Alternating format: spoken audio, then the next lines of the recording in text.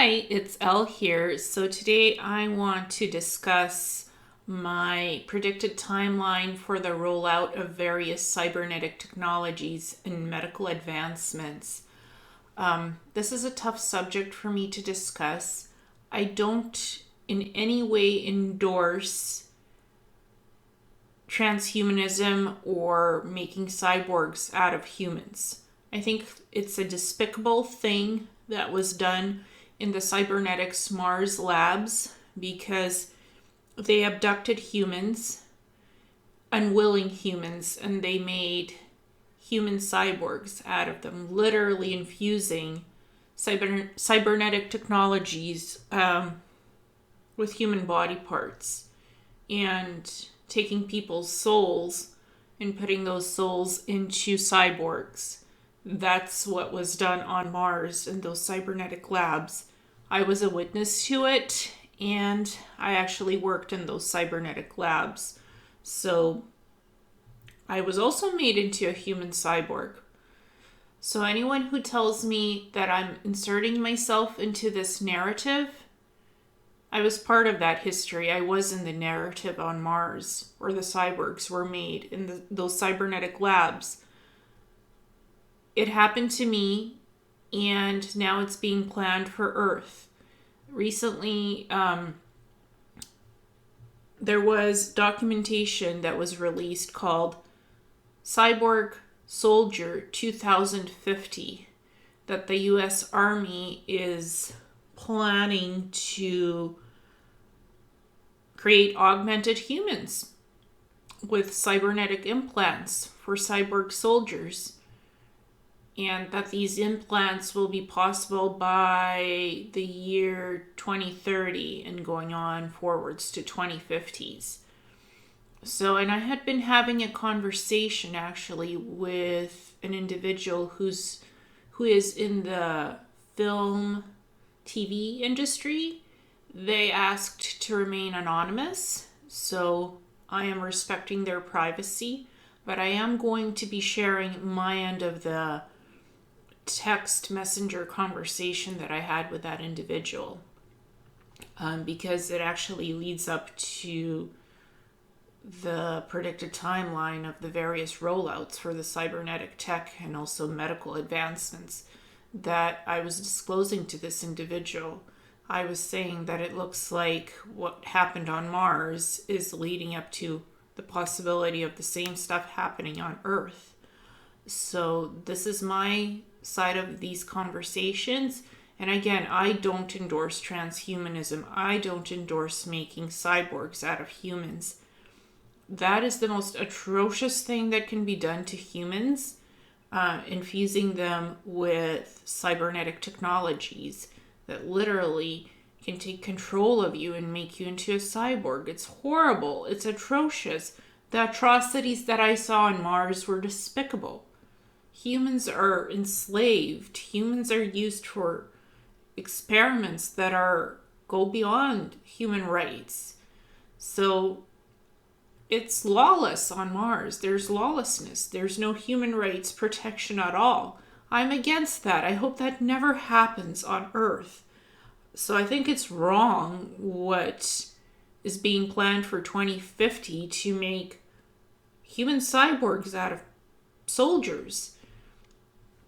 It's totally leading up to the agenda of transhumanism. I don't endorse that. I think it's wrong. But that's why I'm sharing this documentation and the various exchanges from my end concerning what I know that was done on Mars and what's being planned for Earth. It's not a timeline that I endorse, but it looks like the plans are in the works for this. So I'm just going to start sharing what my end of the conversation was. So I started September 15th, 2019 at 8 p.m. I said that 2030s will be the tech and med era of more advanced applications, and 2020s will begin to debut some new things, like the biological medications with no side effects or very few ones that are tolerable, meds that actually work to stop disorders or diseases. I had been given drug serums on Mars to stop my autoimmune issues. And those drug serums worked because they're made biologically and not synthetic medications. So that's what I mean by biological medications. They're made out of natural things like human plasma, derivatives from herbs and stuff. So that's what I mean by biological medications. They're not synthetic. They're not genetically engineered. On Mars, I had access to advanced genetic testing and gene therapy tech at my disposal in various drug serums, holographic medical pods, and Meditech units, and the regeneration tanks. This is the best tech that was out there, and it's about 200 years more advanced than what Earth has. I was able to work with all the tech as an end user and operate it on others. Yes, that technology is very advanced. Holographic medical pods, drug serums, medical technologies that provide life extension, Meditech units, and regeneration tanks. But that also can be used for wrong purposes to hurt people. And it was used in the cybernetic labs to actually keep people in stasis, in the regeneration tanks against their will. Medical pods can also be programmed to hurt others. So this technology can be used for the good of helping to heal people and for bad purposes to hurt people. It goes both ways. It seems that 2030 and 2050 is the projected time frame for mind synthetic telepathy. I had mentioned that the biological medicines rollout into the public medical system was going to be 2030s and 2060s, and other advancement in technology according to the SSP Mars timeline for what is in the works for Earth. Seems it's all running on schedule for these various rollouts, and I'm seeing biological medicines coming out, like the CGRP drugs for migraines. Those drugs are making it possible to stop some types of migraines. And it's basically the CGRP drugs, you self-infuse it into yourself. It's subcutaneous and it gives you relief from migraines, so you don't have to pop pills every day. And it seems some of these CGRP drugs, like Amavig, they have less side effects. Amavig does have constipation side effects sometimes. It really depends on the person using it. And there's others coming out. I've seen these drugs come out. They are expensive, but they're coming out and apparently giving some people migraine relief for like a month while they're on them. And there's more of these drugs coming out. Amavig was the first one. And there's 3 others that are currently in the works, like Ajovi and 2 others. So this started in 2018, these drugs coming out, and more of them are being put on the market, especially to stop chronic migraines or migraines that are becoming chronic. So I'm seeing this coming forward on the medical market. That's the first thing I noticed, the signs. Medications changing. It's no longer pills. It's biological medications coming out. And I'm using what's called subcutaneous immunoglobulin therapy to basically heal my autoimmune system and reverse brain damage and stuff That's been around for a long time. There's also intravenous immunoglobulin therapy. That's been around for a long time, and I've used both, and it's helped to improve my vision. It's stopped my allergies. It's reset my autoimmune system. I've gotten rid of my white matter lesions that were deep in my brain. It stopped memory lapses that I've been having problems with. It's improved my vision. I no longer have double blurry vision. I could see much better. I had astigmatism, so I need glasses, but basically I'm unable to wear strong prescription glasses. So doing the subcutaneous immunoglobulin therapy, the human plasma infusions for myself, home infusions, has helped to improve my vision, remove lesions in my brain, improved my memory. It's even lessened some of my migraines a little bit. It's helped with that. So there are medications out there in the medical system that have been here for a long time that actually help biological medications.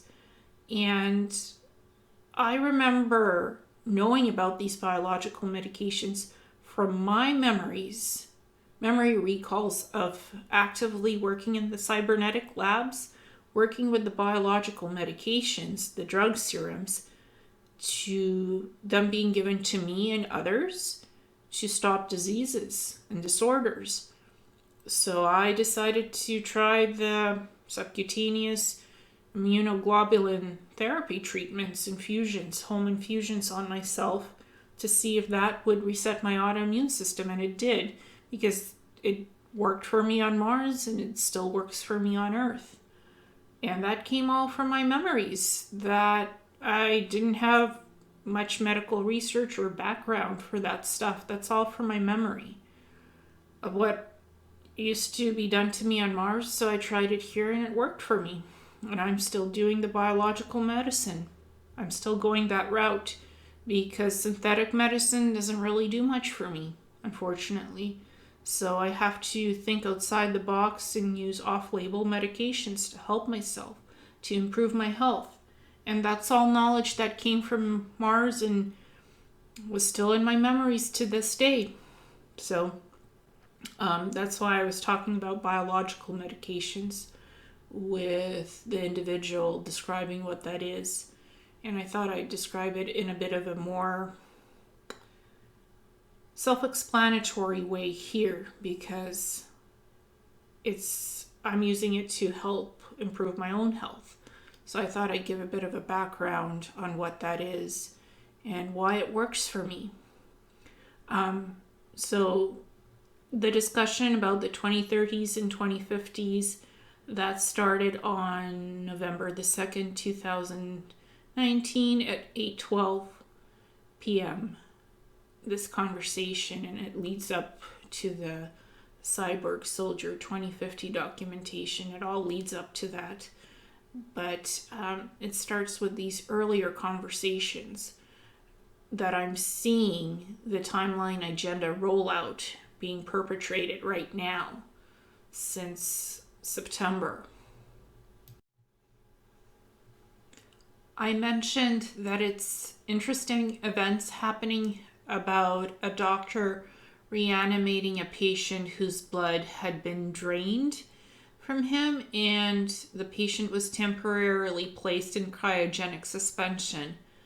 I had been discussing reanimating the dead, that the Mars SSP has that technology and has had it for like so many years. So now a doctor has tried it out and was on Earth and was able to successfully put somebody in temporary cryogenic suspension, drain their blood to prevent them from dying in the cryogenic suspension, and do a 2-hour surgery on the patient because the patient was going to die, and reinserted the patient's blood back into them. It's called plasmapheresis, the process of plasmapheresis, because you can remove somebody's blood, clean it out, and reinsert it back into the person. And when you're flushing the blood out of the person, saline is put in temporarily. So the technique of cryogenic suspension has been done and successfully tried out now on Earth a couple of months ago. That was in an article that it was done. That's one of the other things that is fascinating to me, because cryogenic suspension has been perfected in the US Mars SSP. As well, now that the US government has been studying anti-gravity tech for almost 70 years, going back to the 1950s. That was on the news. The US Army and Navy started the US SSP on the moon and then Mars in the 1950s. That's something that's in my memories, as well as in Project Horizon, that the US Army and Navy were planning to build a base on the moon in the 1950s, starting underground at first to protect the base from being hit by asteroids and other space debris. That's in the Project Horizon documentation. The plans for building a moon base from 1950s to 1960s and onwards. So that's actual documentation that's a couple of 100 pages worth that I've read. So those topics have been covered. The plans were there, and the infrastructure is there on the moon and Mars now.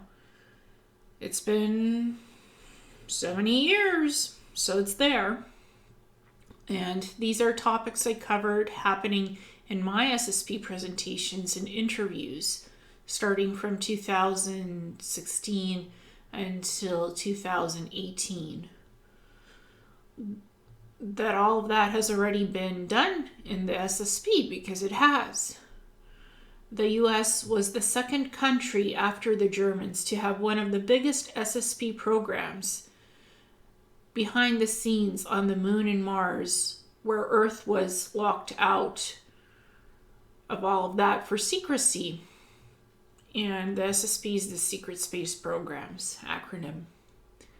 So we on Earth don't have the same advanced technologies that's already available on Mars and the moon. We just don't have it. We've been shut out, locked out in the secrecy truth embargo that's been going on for close to 70 years, maybe even more, even like 100 years. It depends on who you ask. So the timer is already ticking. First, there was the article about being able to change blood types with gut bacteria from the UBC University of British Columbia. That's actually here in British Columbia, Canada. Then the article about a nanotech device that can regenerate skin and organs. Then CRISPR-Cas9 and full gene editing. Now reanimating someone successfully from temporary cryogenic suspension, as well as the US government studying anti-gravity technologies for the last 70 years. All that stuff coming out in 2019 is cranking up the agenda dial to get it moving along for dripping out bits of the truth, bit by bit, one at a time. So this truth agenda embargo, things are starting to come out, what's going on. But it's all being done in kind of like, oh, this is possible, this can be done now, we can do this. And like people like Bob Lazar have come forward saying that alien reproduction vehicles have been reproduced in Area 51 and an S4 section. So I think the US government has been not just studying anti-gravity technology, but also reverse engineering alien technologies for close to 70 years, if not more. There's Groom Lake, there's underground facilities, Black Ops underground facilities doing all kinds of experimentation, not just building alien craft reproducing extraterrestrial crafts that have crashed on Earth. There's like genetic experimentation, cloning, building cyborgs. That's all been done. It's nothing new here. It's just slowly starting to come out what's possible. Even Fox News is talking about UFOs. Usually the timer is drip is slower now. It's cranking up more so than the snail's crawl pace that it usually is. I notice what is being cranked out on the SSP timer conveyor belt for Earth to get. It's done in precise measurements and on exact dates. Interactive nanotech in our brains will be the next thing to come out in a few years as a way of slowly replacing the World Wide Web. They're talking already, Elon Musk and others are talking about having implants in our brains that will replace the World Wide Web. So you no longer have to sit behind a computer to access the internet. You can do it through your brain with small little implants in your head. And you can telepathically talk to other people and communicate with others through neural brain implants. Neural brain implants, yes. That's a mouthful to say. Neural brain implants that will give you the ability to create synthetic telepathic communication with others in your brain, in your head. You won't need cell phones anymore. Everybody thinks that's the greatest, best technology, smartphones. There's something better out there, and that's the neural brain circuitry implants that will eventually replace iPads, cell phones, supercomputers, etc., etc. You'll be able to do a phone call in your brain one day, or just telepathically knock on somebody's Neuralink cyber door in their brain and ask to talk to them. That's what that neural brain technology is. That's what it allows you to do. Right now, the talk is about having microchips in people's hands as ID and payment method. It's just a small ploy to see how many beguiled idiots would buy into that. Apparently not many. Microchips are not the way of the future. Microchips is to just track you, to control your brain, control your body. Microchips are primitive. The full neural brain circuitry implants, that's the advanced tech. Microchips are just small part of the scale of what they want to do as a way of keeping your medical data, your ID, payment method, all in your hand. But that's really primitive. The real tech is the interactive nanotech, the neural brain enhancement implants that are in the brain. That kind of stuff will be more tempting though, because it allows you to do so much with synthetic telepathy in your brain. That's the stuff that is more exciting to hear about, and the possibilities, what it can do. And you don't need a cell phone, you don't need a computer, you don't need a laptop or an iPad anymore, because you can do all the brain computing in your head. But those things, those neural brain implants, can also malfunction and create brain damage, can create a lot of neurological damage to the brain and the body. So there's a price that comes with having that in your head. It's not just all peachy and joy-filled. Oh my goodness, now I can do this and that. I can telepathically communicate with the world.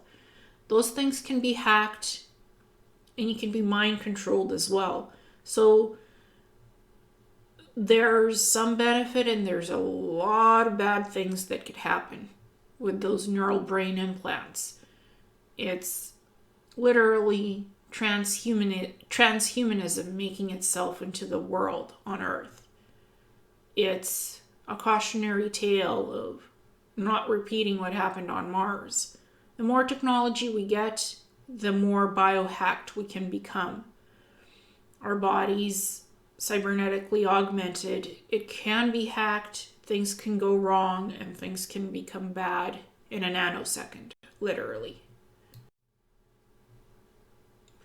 I decided to add a bit of an image that's black and white of what this cybernetic Neuralink implant connected to the neurons and axons in the human brain actually looks like. It's like these little fiber optic fibers literally intertwining with the neurons and the axons of somebody's brain. That's how these cybernetic Neuralink implants attach themselves in people's brains. And it's so microscopic, it can't even be seen on an MRI machine or through a CT scan or an fMRI. It's so small, it's microscopic. You can't see it with the current technology that we have in the medical systems. So I thought I'd include an image of what it looks like, what the simulation looks like of these future implants.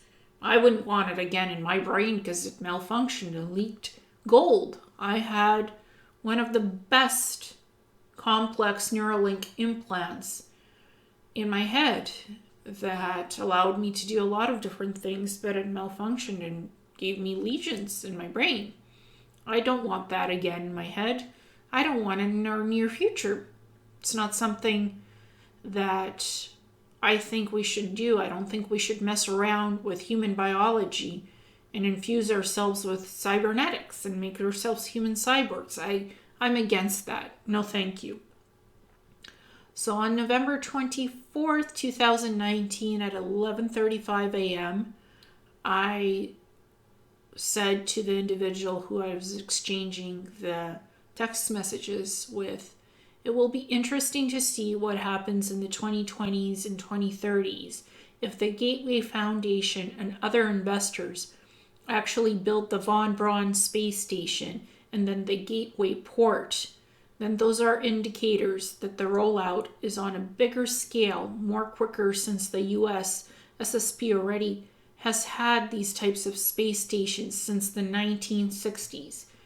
Wernher von Braun was the head of NASA back then. Like, he was literally making schematic plans to build circular type gravity space stations.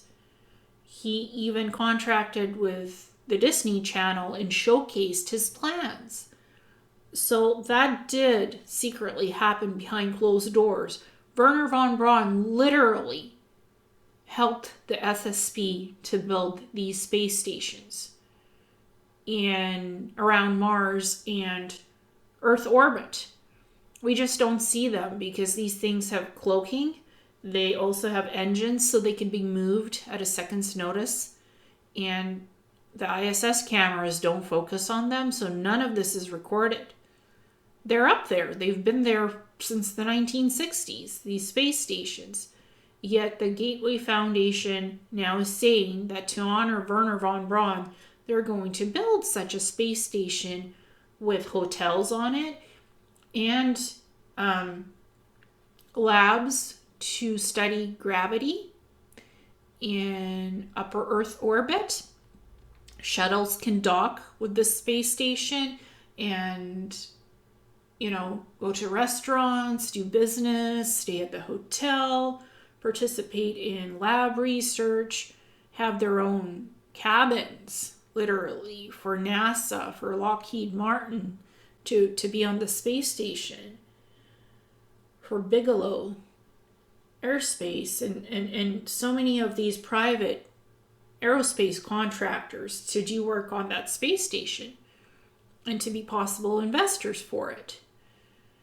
So the plan is to build the Gateway Foundation Wernher von Braun space station by 2025 and to do the Gateway Port project, huge Gateway Port, by the 2030s, and then go on to land craft on the moon to build a lunar moon base and then to put astronauts back on Mars and to eventually build bases on Mars. That's all been done. This is old news. But yet they're saying that they're going to do all that in the near future. I think it's a cover-up. It's been done. This is nothing new. But it's being touted as something that's soon to come in our near future. The fact that Fox News is reporting on UFO existence and that the US government has been studying anti-gravity for 70 years is something. The fact that it's being reported in the news is something. Before, all news media would ridicule UFOs. Now the culture of the masses is changing.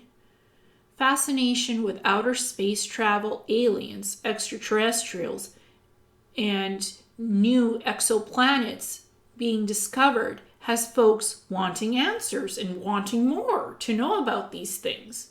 Is it real? Where is it? How? Where? When? Why? Those are all the questions we're asking about UFOs and advanced technology and the truth embargo. Again, when, where, how, and why? Right from the start, when I came out with my SSP disclosure, it was about the Cybernetics labs on Mars, then the holographic medical pods, and the ship technology. My testimony has never changed. It's always been the same. There's no huge variation in it. There's no huge narrative. As it was, so it has been described. I have nothing to hide. I don't participate in the secret space program anymore. I was let go in 2014, but they used to still take me on and off for missions. So this is not new information that I'm disclosing right now. It's the same stuff I've been saying since 2016. I just decided to share it with this individual that's in the film/TV industry. Common interests and stuff. So I just, shared it with them. Because I guess they have some interest in it as well. So I was just sharing my story with them on Messenger. That's all that was. But the stuff about the cybernetics, Neuralink implants coming out, and the medical stuff, and the space stations, that's something that's currently happening in our culture, plans for all of that. So that's why I decided to share these messenger texts in my public disclosure again. Because I think we should be aware of what's going on and not to have a negative future timeline where everybody is implanted with Neuralink implants and we've suddenly become human cyborgs. That's not the future I want for us. That's why I'm disclosing this. Let's not have the same thing that happened on Mars repeat itself on Earth.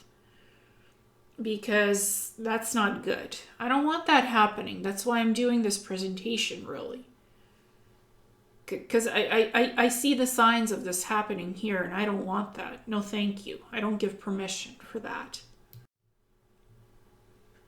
I tried my best to organize the messenger text information in chronological order of dates and time. But sometimes some of the stuff I posted was later than I put earlier time because just chronologically it made more sense in the way I organized it. Because the other post was from November 29, 2019 at 11:35 a.m. And then this one is from November 29, 2019, 10:45 a.m. So just to me, it sometimes the timestamps are a little bit like forward and going backwards. Is just the subject matter, the way it's organized. It just made more sense to put one thing first and the other thing second. But it's all time-stamped. I have nothing to hide. Everything is organized according to exactly what was said and when it was said. So this post mentions cybernetics and nanotech implementation by the 2030s, 2050s agenda rollout by Mars SSP for Earth soldiers and even in civilian medical markets. Like I have been saying, it's coming. I did a little digging and found this comprehensive documentation today. And that documentation was the Cyborg Soldier 2050 human machine fusion and the implications for the future of the DoD. So I sent the film/TV industry individual the Cyborg Soldier 2050 document, as well as the Cyborg Medical Planetary Corporation's Labs on Mars basis presentation that I've had published since 2017. So I sent the individual the PDFs both for the Cyborg Soldier 2050 file and the Cyborg Medical PLC Labs on Mars basis, just for comparison and contrast. And I said that my Cyborg Labs presentation had been officially published on YouTube on March 18th, 2017, so I could not have known about the Cyborg Soldiers document to the DoD that was being produced from September 2018 until August 2019. But if you read my presentation, and the document for the DoD sounds familiarly eerie. It's like so much familiarity. It's so familiar, it's so eerie, and almost the same. How would I know how to augment human cyborgs with advanced military combat nanotech? But I do, because that is what I did in the Cybernetics labs on Mars. I did participate in that history. I was there. So I have memories of it, because that's what I did on Mars. Everyone is asking for proof. Well, there is my presentation, and I have a date stamped that it came out before September 2018.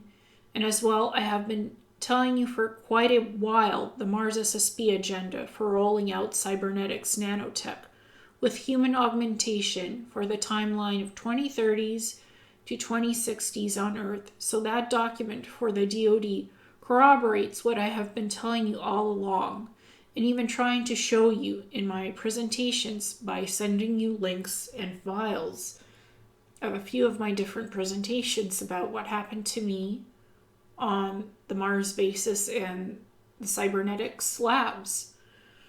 Because I've been sharing the same testimony since 2016. Nothing has really changed in terms of that, except now there's the narrative to build cyborg soldiers on Earth by 2050. So it's like history repeating itself. The disasters of Mars now coming to Earth.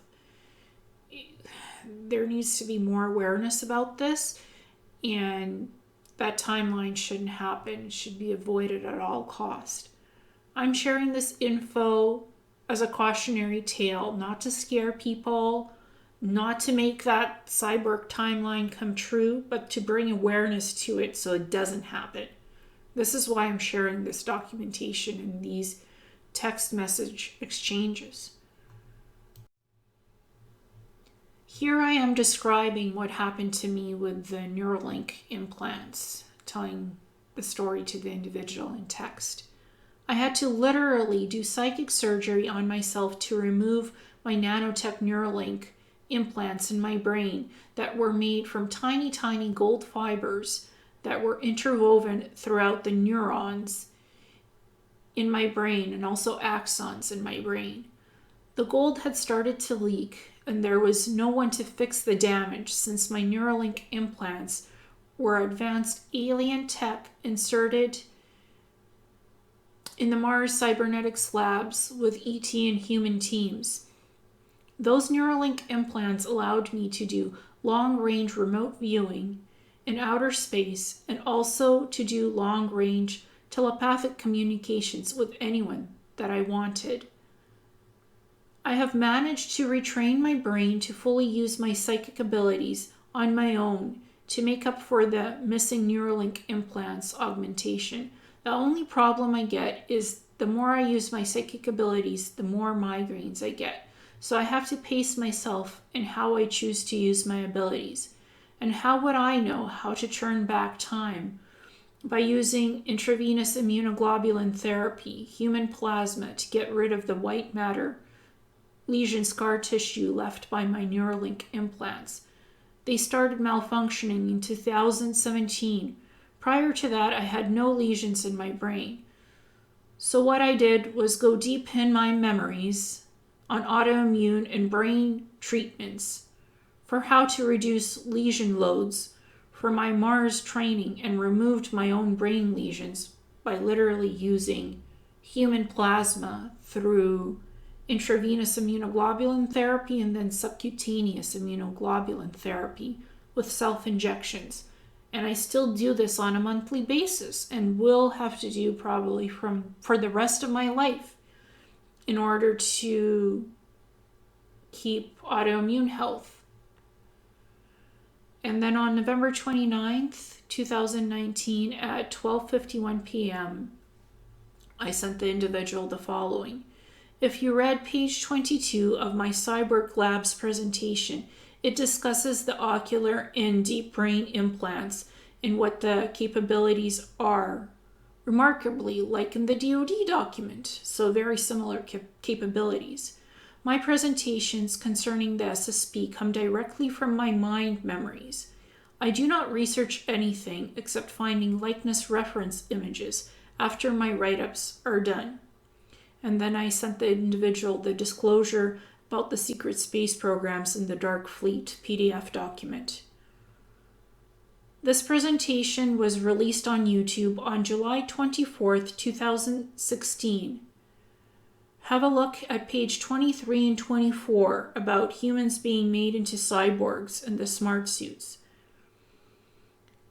The enhanced armor suits, that is what is being discussed in the DoD document, are quite similar to what I had already discussed in the 2016 presentation. My presentations are like how-to plans to what all the nanotech and the smart suits look like. The DoD documentation is also about how-to plans for these things. What I find very interesting is that Penny Bradley had described on October 2016 that she's still in the secret space program, that she did a flyover one of the Mars Cybernetic labs and destroyed it. She had described that in an interview. She and I were the first women to discuss Cyborg Soldiers being made on Mars, that this is still happening in the here and the now. In 2016, there was nobody else talking about those particular SSP experiences, having them on Mars. Only me and Penny Bradley were describing that. We were the only two women doing it. Others were describing having been soldiers in the SSP, pilots, being kidnapped into it. I wasn't a soldier. I was not a pilot per se. I had the Neuralink implants that allowed me the capability of piloting and designing ships, but I was never an active pilot. I was placed in the Cybernetics labs program to build cyborgs. I have no medical background at all. I'm a researcher. I could do deep diving research and find a lot of credible medical research, a lot of research on technology, etc., etc. I have zero medical background, yet I'm good at data mining, I'm good at research, so I was put into the Cybernetics labs where I did a lot of experimental research. I did a lot of research on genetics, experimentation, and I actively physically participated and all the medical research that I did, physically implementing it to build cyborgs. So sometimes your ability to be a good researcher is actually used to then physically do things with that research, to implement it on human beings as experiments. And that's what I was doing in those cybernetics labs. Physically augmenting humans with cybernetic technology to make them into cyborg soldiers and scouts to be traded for extraterrestrials for other favors like advanced technology, medicine, trading routes, you name it, it was exchanged for. Humans were literally made into cyborgs, augmented, and then shipped out in stasis pods to extraterrestrials for God knows what. To be used as slaves as well. That was all done. Penny and I described it in great detail in 2016 and still are describing it to this day to raise awareness. So on November 29th, 2019 at 2:49 p.m., I wrote the following. The DoD document states that the study aimed to go even beyond the cyborg human component and also enabled the use of genetic engineering, synthetic biology, nanotechnology, artificial intelligence, and other emerging technologies. I have been discussing how my Neuralink implants were nanotech and that the smart suits are also nanotech. All in the presentations is real-world evidence. Now that the DoD doc came out, my testimony is credible. It's real. Penny and I have been describing it for the last several years, so it's nothing new. But it's now being described for implementation in the U.S. Army for building cyborg soldiers out of humans. So in a way, I was a cyborg human experiment on the Mars Cybernetics labs, since I had complex brain Neuralink implants installed in those very same labs, and I came back to Earth with those 4 implants. I'm just reading the full DoD doc, and like was done to me, my Neuralink implants were intertwined with my neurons in the brain. The same would be done with the neurons in someone's missing eye. When it's replaced with a cybernetic eye, the neurons still must be connected, even with the cybernetic eye implant, to function, since it works with a biological system. So even though you might have a cybernetics eye, it's still going to be connected to the neurons of your biological functions in your eye socket. Obviously, my Neuralink implants that were embedded in my brain did not require for the removal of my eyes, so the nanotech implants tech that I had is much more advanced than what is initially coming out in 2050 on Earth, but still it is comparable in descriptions of the functions for what the implants can do. Yes, my Neuralink implants were more advanced, but what they're planning to do on Earth is still comparable because it's cybernetics being fused with human biology.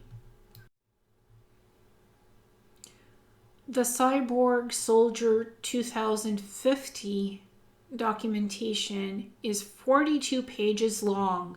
It describes the plans for how the technology will work to augment human soldiers to fuse them with cybernetics in order to make them into human cyborgs.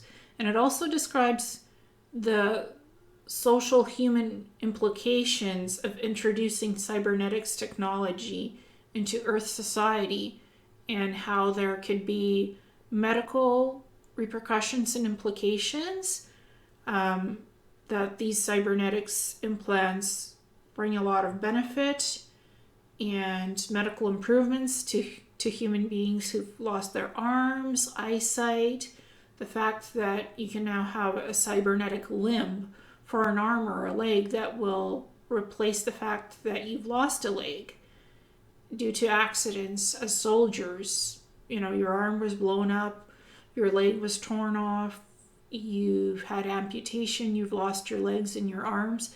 Now you can have a cybernetic leg and walk again, or a cybernetic arm, and you can pick things up again and have the use of your arm through the cybernetics, or a leg. Or you can have the ocular implants and have some form of eyesight again, or cochlear implants for hearing, that you can regain your hearing almost fully. So that's the benefits of those cybernetics implants. But they can also malfunction, and you can have brain damage or other physical body damage if those implants don't work correctly. So they also discuss the human rights aspect in the report. So it's not just describing the cybernetic tech, the benefits, but also how society could react to it, or will react, the negative feedback and pushback from humans not wanting cybernetics, but how the benefit outweighs the negative feedback, basically. So that's all described in the documentation. It is long, it's 42 pages. I read some of it, not all of it. I mostly concentrated on the 4 case studies in how the cyborg tech will work with augmentation for humans, to make humans into cyborg soldiers. That's what I had, my experiences on Mars with all that stuff. So that's what I focused on in this document. What is the cyborg tech that humans will be augmented with by 2030 and 2050s? I was drawn to the cybernetic technology naturally. What will that look like by 2030 and 2050? And I did briefly read the societal implications and what that can entail briefly, but not all the documentation. So on November 29th, 2019 at 8:37 p.m., I said that I read the case studies in the U.S. Army Cyborg Soldiers doc, and the cybernetics tech plans have many different types of implants, and even the smart suit tech included for 2050. Case study number 4 is the one that closely relates to what my Neuralink implants did in their functions. And that type of implantation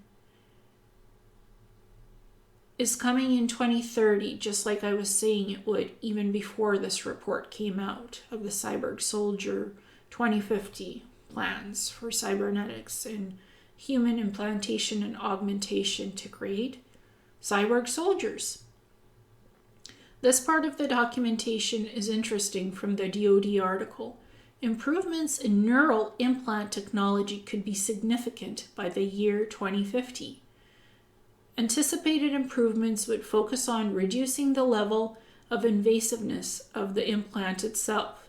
This could be accomplished through location-specific assembly of electrodes using biocompatible nanoparticles that can be directed through an external force, doped iron oxide nanoparticles that can be positioned through the use of directed magnetic fields, or through improvements to the signal acquisition capabilities of externally placed electrodes and processors. So, how to implant the cybernetic implants with minimal invasiveness, either externally on the human body or internally through using nanotech technology. My Neuralink implants were gold fiber optics in my brain, literally, that couldn't be picked up by MRI scanners or CT scans. This was virtually non-detectable by any type of scans. So it was designed to be invisible because it's futuristic cybernetics tech done on Mars that is technology more advanced 200 years than what we currently have or have plans for in 2050. It's even beyond the Cybernetics tech that's supposed to come out in 2050 in terms of advancement.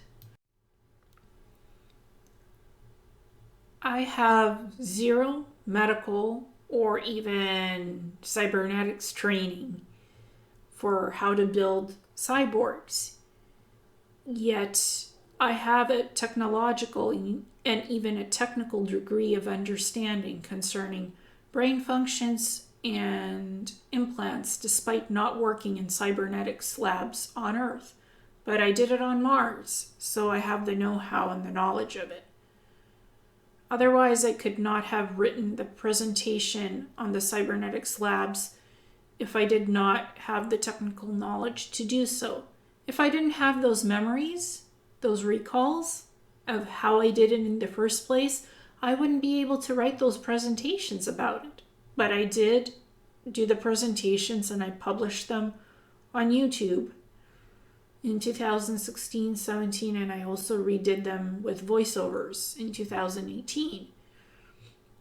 So I have enough knowledge to describe what I was doing in those cybernetics labs and how those cyborgs were built, what the technology was, what the implants were, what the facilities looked like. That's all in those presentations.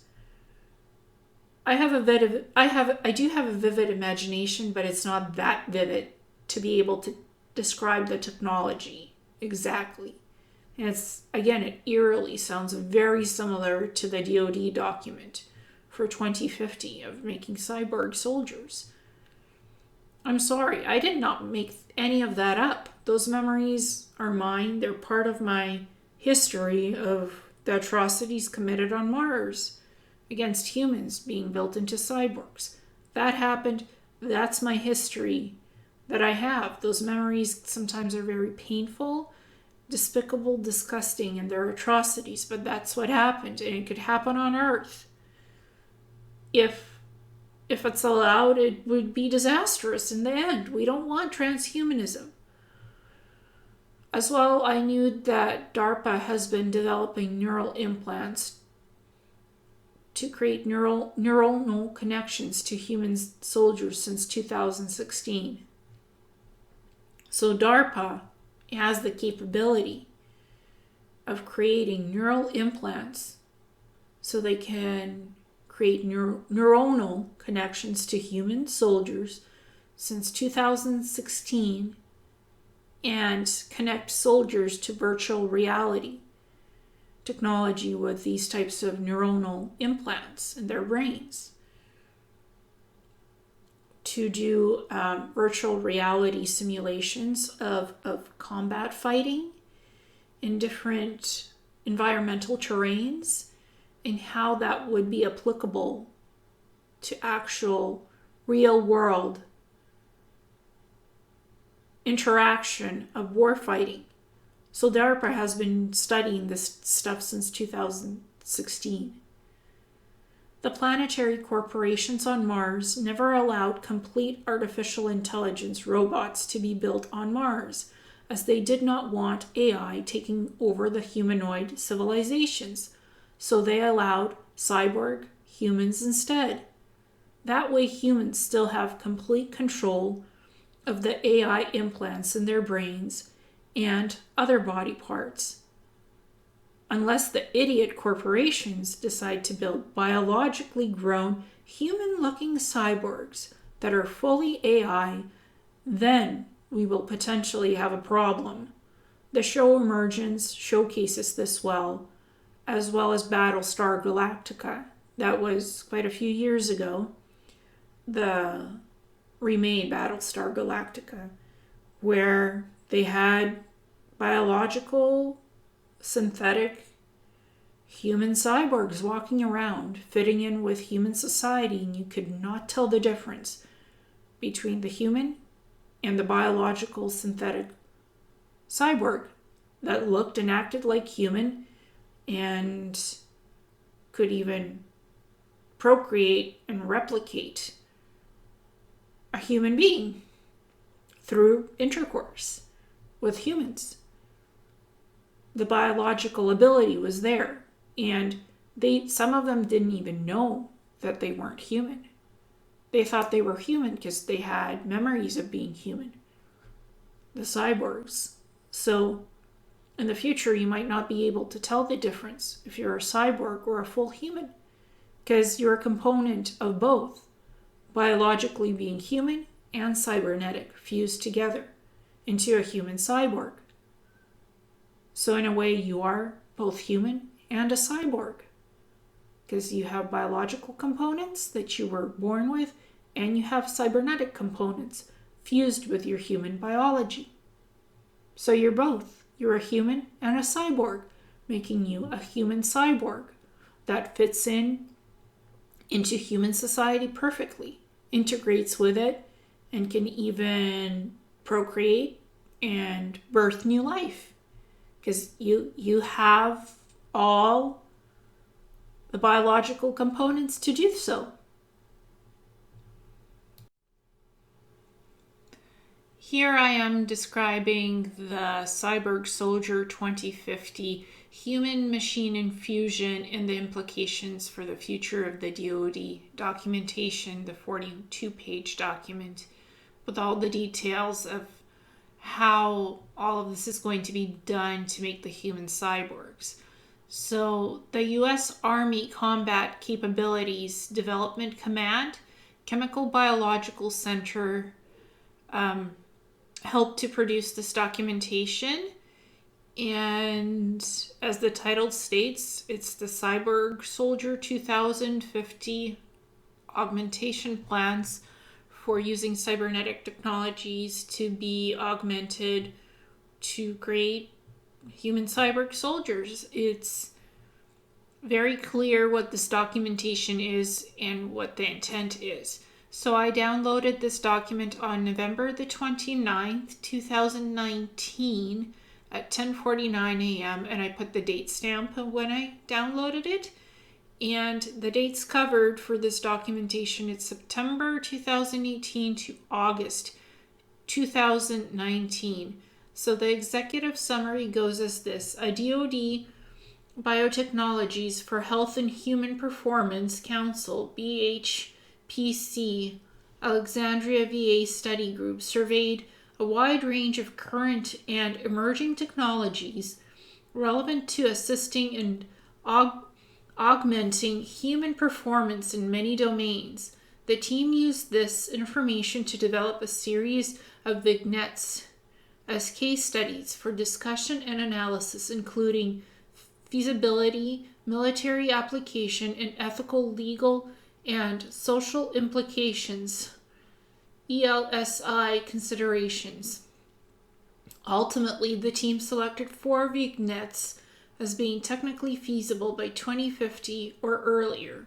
The following vignettes are relevant to military needs and offer capabilities beyond current military systems, as follows: ocular enhancements to imaging, sight, and situational awareness, restoration and programmed muscular control through an optogenetic bodysuit, sensor web, auditory enhancement for communication and protection, and direct neural enhancement of the human brain for two-way transfer. That can mean communications between one super soldier to another, so that could be synthetic telepathy. Being able to transfer your thoughts to somebody else via the neural implants embedded in the brain, or to transmit data telemetry like video and audio through the ocular implants. So to send it to a database somewhere, to a computer system from your own implants to transfer the data. Here is the study of this design for this documentation. The BHPC study group developed analysis reports based on predictions of technologies capable of enhancing human performance in the present day or potentially within the next 30 years. Each aspect includes technology prediction and concrete examples by which to highlight and address ELSI concerns. The BHPC study group used a capabilities-based approach to design these predictive case studies. The following individual capabilities were prioritized from most impactful to least impactful on the battlefield should a warfighter be enhanced above baseline performance. Number 1, situational awareness. Number 2, strength and speed. Number 3, imaging and sight. Number 4, communication. Number 5, physiology, endurance, sleep, health. Number 6, virtual avatar control. Number 7, attention and memory. Number 8, learning. And number 9, olfaction, sense of smell. These prioritized capabilities prompted the development of 4 vignettes based upon emerging trends in global/human-machine enhancement research. The following 4 case studies, together with their military applications, are described in detail in Section 6, which features the 4 case studies. So first would be the ocular enhancements to imaging, sight, and situational awareness. Second is the restoration and programmed muscular control through an optogenetic bodysuit, or what we call on Mars the smart suits that's made of the nanotech. Number 3, auditory enhancement for communication and protection. And number 4, direct neural enhancement of the human brain for two-way data transfer, which is synthetic telemetry and synthetic telepathy. So telecommunication through the neural link implants, say sending data from one soldier to another from the implants, basically is telecommunication through your implants. Like I was saying, synthetic telepathy and synthetic communication protocols, being able to do that through the implants and send video audio, because these implants have the capability of recording audio and video. Especially on Mars through the Cybernetics labs, they had that capability. So I'd imagine what they mean by sending telemetry through these implants in data transfer is being able to do that as well. Huge chunks of data and video and audio through what the soldier sees through their ocular or brain implants to have those capabilities by 2030 and 2050. The 4 case studies for the Cyborg Soldier 2050 documentation describe direct neural enhancement of the human brain from remote two-way data transfer. These case studies indicated the following. They predicted where technology is likely to yield an outcome by the year 2050 and the capabilities and limitations that would result from the fielding of these technologies. They focused on the technological advances in military capabilities that would fundamentally alter the balance of power or change the nature of warfare in a revolutionary manner in comparison with traditional military hardware. And they provided concrete examples by which to test ELSI frameworks and identify security and ELSI considerations. So these 4 case studies are based on technology predictions for 2050. The case studies are discussed in detail in this section, the tactical applications of the technology used and the advantages it would confer to an individual in the military unit it exists within are described. Case study number 1, ocular enhancement for imaging, sight, and situational awareness, technical employment. In this scenario, individual vision is enhanced to enable sensory perception beyond the normal visible spectrum. Enhanced individuals would also have the ability to analyze images from various wavelengths to discriminate targets and allow identification in complex and cluttered environments. Computational capabilities which would allow for target identification, selection, and data sharing with other individuals or military systems are envisioned. Future battlefields in 2050 are projected to be dense urban environments or subterranean megacities that will challenge identification and tracking of targets. This ocular enhancement will offer small, dismounted teams the ability to acquire and share data in real time. Fast-moving expeditionary units will likely employ enhanced individuals as part of teams that are engaged in a multi-domain battle space in which communications are anticipated to be contested or denied. The enhanced individual would be programmed to be part of the expeditionary unit would be capable of performing functions autonomous of external data feeds. Therefore, the enhanced individual would provide intelligence data drawn from multiple sensory fusion inputs. In short, the individual possessing the ocular enhancement would provide the squadron with a portable sensory fusion capability.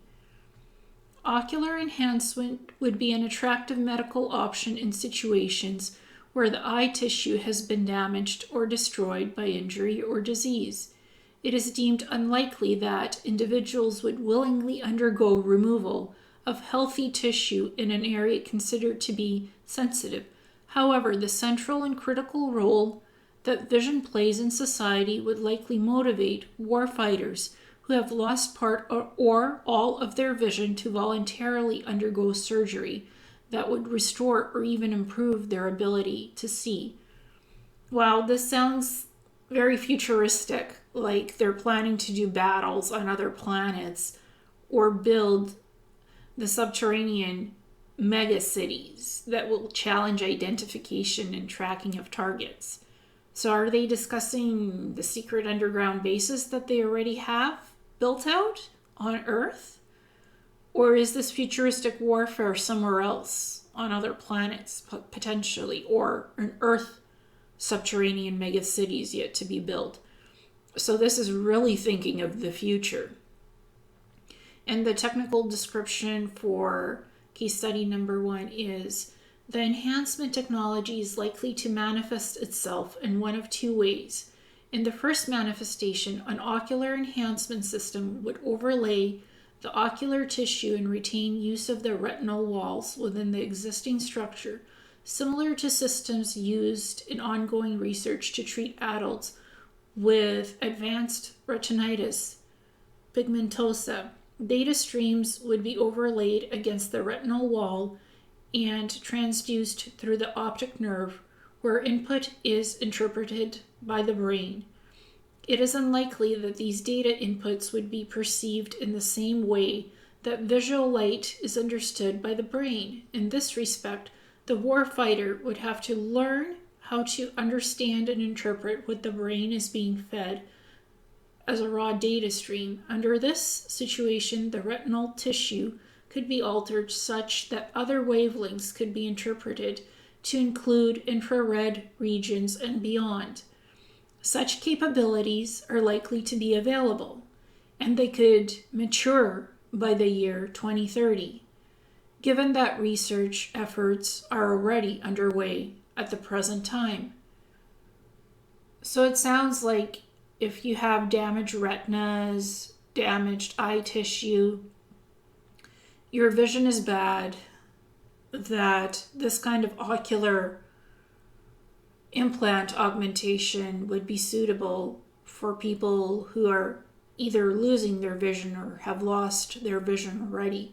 So that would make that kind of implant technology attractive to those people because they want to see again. But it says it's only available for soldiers. Probably it would also be available in the civilian market for people that want to have their eyesight back. And at this point, they're like, I'm willing to try anything just so I could see something. So I can understand why this technology would definitely be interesting for those types of people, but I would never, ever agree to have that technology implanted into healthy people with healthy eyesight.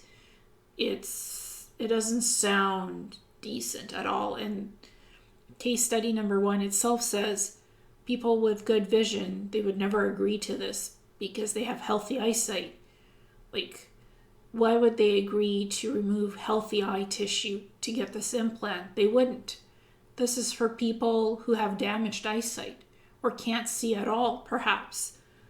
They might want to try this experimental technology. Otherwise, for healthy people, it's not applicable. Then it goes on for case study number 1 to describe the second option. In the second, more complex manifestation, which is anticipated to be mature by the year 2050, the retinal wall is not retained. In this situation, the eyeball itself is completely replaced and data feeds pass directly into the optical nerve bundle behind the eye. The sensory input for visualization would be completely mechanical or electronic in composition, which would allow data feeds of all types and across all spectrums, including those previously not capable of being visualized by humans. The fundamental challenge that will be overcome by 2050 is the ability to feed data directly from an inorganic sensory system into individual neurons within the optical nerve bundle. The development of high bandwidth implantable interfaces that stimulate nerves at the single neuron level will facilitate two-way data transfer that is not currently possible. In essence, the eye would be completely artificial and capable of pulling in any manner of sensory data and feeding it directly into the brain for interpretation. So basically, the ocular eye implant is completely artificial, but it's still connected to the optical nerve bundles and neurons that are still in existence from the removed eye, basically, because the neuronal tissue is still left behind. Your biological eye might be removed, but the neuronal tissue has to remain in order to connect the artificial ocular eye implant to these neurons and the optical nerve bundles itself. So that's still some biological portions of what connected the original eye has to remain to connect it to the cybernetic implanted eye, is what they're saying basically as an explanation, which is logical because my Neuralink implants were, the 4 of them were connected to my neurons and axons in my brain through the fiber optic system. The fiber optics itself was connected to my neurons and axons, which made the Neuralink implants function with my biological systems of the brain in the first place. So biology has to be fused with cybernetics to make it work. That's how it's done. You have to fuse the two together, otherwise it won't work. So case study number 2 is the restoration and programmed muscular control through an optogenetic bodysuit sensor web. And the technical description of this is, in this scenario, muscle control is enhanced through a network of in-placed subcutaneous sensors that deliver optogenetic stimulation through programmed light pulses. This enhancement is best described as an implanted digital sensing and stimulation system that is coupled with external sensors, example, boot inserts in wearables, which are linked to a central computational controller. In effect, the human body would have an array of small optical sensors implanted beneath the skin in the body areas that need to be controlled. These sensors could be manifested as thin optical threads that are placed at regular intervals over critical muscle and nerve bundles, and are linked to a central control area designed to stimulate each node only when the muscles below it are needed. Optical control would occur across the network of optical threads in a programmed manner to affect a fluid muscular action in a choreographed dance. Such a network of implantable muscle sensing, computation, and stimulation provides a closed-loop suit that could be used to decrease injury and mortality rates for soldiers through automated hazard avoidance. The network would also enhance their physical capabilities on the battlefield. That would entail increased speed, strength, hearing, communication, etc. And that's what we call the smart suits on Mars, because they're made of nanotech. And the smart suit, basically, it goes beyond the optogenetic bodysuit sensor web. The smart suit, it's made of total nanotech itself. So it's made to look like wearable clothing. There's no seams in the smart suit. You touch it with your hand, it feels like material. It feels like clothing material, but you touch it with your hand, it opens on command, you get into it, and it closes seamlessly. So there's no zippers, there's no ties, there's no buttons. It's like your daily uniform that you wear while you're in the Cybernetics labs. That's what I wore as a uniform, the nanotech cybernetic smart suit. And it enhanced my speed, it enhanced my strength. It provided telecommunications through the synthetic telemetry that linked up with my Neuralink implants in my brain. So the smart suit and the Neuralink implants would interact on a cybernetic level together through telecommunication. And also, when I wore the smart suit, it literally allowed me to control my bodily functions. So, like, it recycled bodily fluids, so you wouldn't even have to go to the bathroom. Through the nanotech technology, it basically stopped those functions. And menstruation as well, it stopped that. So that's the advancement of nanotech. Literally, while you wear the smart suit, it's your clothing, it's your protection as well against laser fire and weapons, projectile fire, physical weapons, because it has a magnetic energy field around it.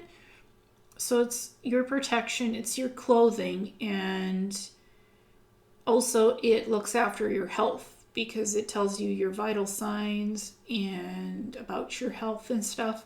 So this is nanotech at its most advanced, these smart suits. And it also can control temperature and adjust heat and cold to different environments, and it can change color for camouflage. So if you're out in combat situations, your smart suit is basically your protection because you're also wearing a helmet. Because on Mars, the atmosphere is thin, so you do need to wear a environmental helmet, and it's connected to your smart suit. And it also has radar frequencies and stuff, so you could see what's in front of you in long distance with the radar function in the helmet. And it's connected to your nanotech smart suit and the boots and stuff. And some of the smart suits that are more for combat stuff, they actually have anti-gravity propulsion attached to the suit, so you could do liftoff and levitation flight even. But that's a bit more bulky than the general smart suit that you wear every day. So going back to the technical employment of the optogenetic bodysuit. An optogenetic control network could be used in several ways. The most likely would be in the restoration of lost function due to injury of muscles or nerves.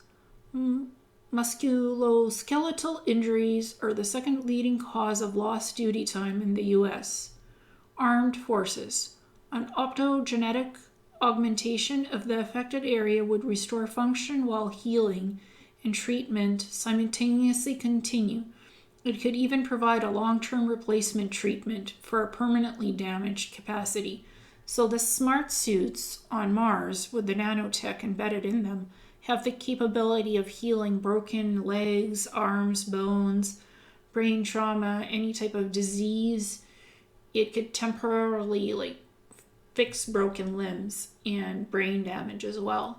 So these early type optogenetic bodysuits, they're thinking of that as well, having limited capacity functions for providing some type of healing, temporary healing, and getting that to continue through the sensors in the optogenetic suit to trigger muscle healing. Like if you have broken musculoskeletal injuries, the sensors on this optogenetic suit would basically target your muscles in order to move them through the suit while wearing the suit, so you can walk again, to basically promote movement through sensory loads like electrical charges and stuff. So the suit would allow you to get physiotherapy to walk without having the physiotherapist there. The muscles would be, through the sensors, would be activated. You get a little surge, electrical surge, and it would help you walk again, to retraining for walking. I think that's what that means. As the technology develops toward the year 2050, optogenetic body control could help respond to the persistent demand for warfighters to perform increasingly challenging tasks that often push them to the limits of their physical capability or endurance. Ongoing efforts to develop warfighter exosystems to reduce energy expenditure have revealed that current technologies often impede operator performance and increase metabolic costs. An optogenetically controlled bodysuit could be used to sense an individual's condition and provide a real-time interface between the human and the exosystem. This human enhancement would allow dynamic adaptive coupling of the human body with an extended exosystem, lead to physical behaviors that are more stable and agile, and optimize energy expenditure in operational environments. Optogenetic musculoskeletal control systems would not only allow warfighters to interface with external systems that are not permanently adhered to their bodies, but could also be programmed to control their bodies to perform complex tasks for which they are not accustomed. The optogenetic controller would, in effect, take control of the motions of a warfighter's limbs, thereby allowing a novice, example the warfighter, to perform functions professionally with extended strength and speed, agility, motor function, etc. I think that's what they mean. That externally there could be somebody else that can help control this optogenetic suit if a warfighter is hurt, to get them moving again on the battlefield if they're injured, to help them if they can't control the suit themselves. I think that's what that explanation means. Case number 3 is about auditory enhancement for communication and protection. So tactical employment for this describes the following. In this scenario, enhancement of auditory capabilities would occur through direct replacement or modification of the middle ear bones and the cochlea. The enhancement would afford individuals greater dynamic range of hearing, which would protect or filter overexposure and increase sensitivity to low amplitude sounds. As the technology matures, it could expand the range for sensory perception to what are currently infrasonic and ultrasonic levels. In addition to these enhancements, significant potential exists for advances in communication through external processors and imagined or covert speech as a component of neural signaling. Battlefield-associated hearing loss due to acute or prolonged exposure to high-intensity sounds, such as gunfire explosions or military machines, is one of the most prevalent service-connected disabilities for U.S. veterans. A 2012 study suggests that 10% of veterans suffer from tinnitus, whereas 6% of veterans are diagnosed with some level of hearing loss. Existing technologies such as the Army-sponsored Tactical Communications and Protective System afford some protection. However, the existing technology does not offer enhanced capabilities to the user. Direct modification of an individual's inner or mid-ear regions will allow for implant-controlled protection from high-intensity noises. It could also significantly improve situational awareness through the ability to identify and amplify low-intensity sounds, positioning and localization from passive sensor transmissions, or echolocation and advanced communication capabilities. The current level of invasiveness suggests that this technology would only be employed by individuals with significant hearing loss. Direct replacement or modification of both inner and mid-ear components would be irreversible. Therefore, those with acceptable current auditory capabilities would be unlikely to receive this type of enhancement. This assessment, however, is for existing or near-future technology. Advances in external processor capabilities and minimally invasive electrode implantation in neural networks will likely make these technologies more accessible to the general population by the year 2050. I think what they mean by this is that there will be small wearable external technology, like what we have already for earbuds, for wireless earbuds that you wear in your ears, or a little mic that you have somewhere on your clothing that basically amplifies sound for you to hear. Stuff like that. Or they can have something that's implantable externally through electrodes on your head that would amplify your hearing capabilities. I think that's what they mean by external wearables. And that kind of a technology, like we already have the earbuds, wireless earbuds, and the Bluetooth technology, so we don't have to like literally hold our smartphones in our hands. It's wired, the wireless technology and the Bluetooth, it's wired to work with your cell phone, that you don't even have to hold it in your hand because you're wearing it. You're wearing the earbuds, the wireless ones, and you can hear through them perfectly and talk through it as well, because it's Bluetooth and it's wireless. So your cell phone could be laying somewhere in your car and you're driving, and you can talk through the earbuds and hear through them because it's Bluetooth wireless technology. So some of that is already here. But I think these cochlear implants are basically for people who've lost hearing, and even hearing aids don't work for them. So those types of implants might be feasible for people who've lost complete hearing. And the technical description is cochlear replacement to treat injury-associated or otherwise acquired moderate to severe hearing loss is currently an accepted method of restoring hearing function. An external sound receiver worn behind the ear typically converts sound to a digital signal which travels to an implant within the inner ear that is used to transmit electrical signals directly to the hearing nerves. Despite the success in restoring some function, current recipients can still experience difficulties in multi-talker scenarios or in situations with high background noise, although research suggests that it is possible to track auditory attention, example, the direction or specific source to which an individual is listening. So my neural link implants actually amplified my hearing, my sense of smell, and even my eyesight.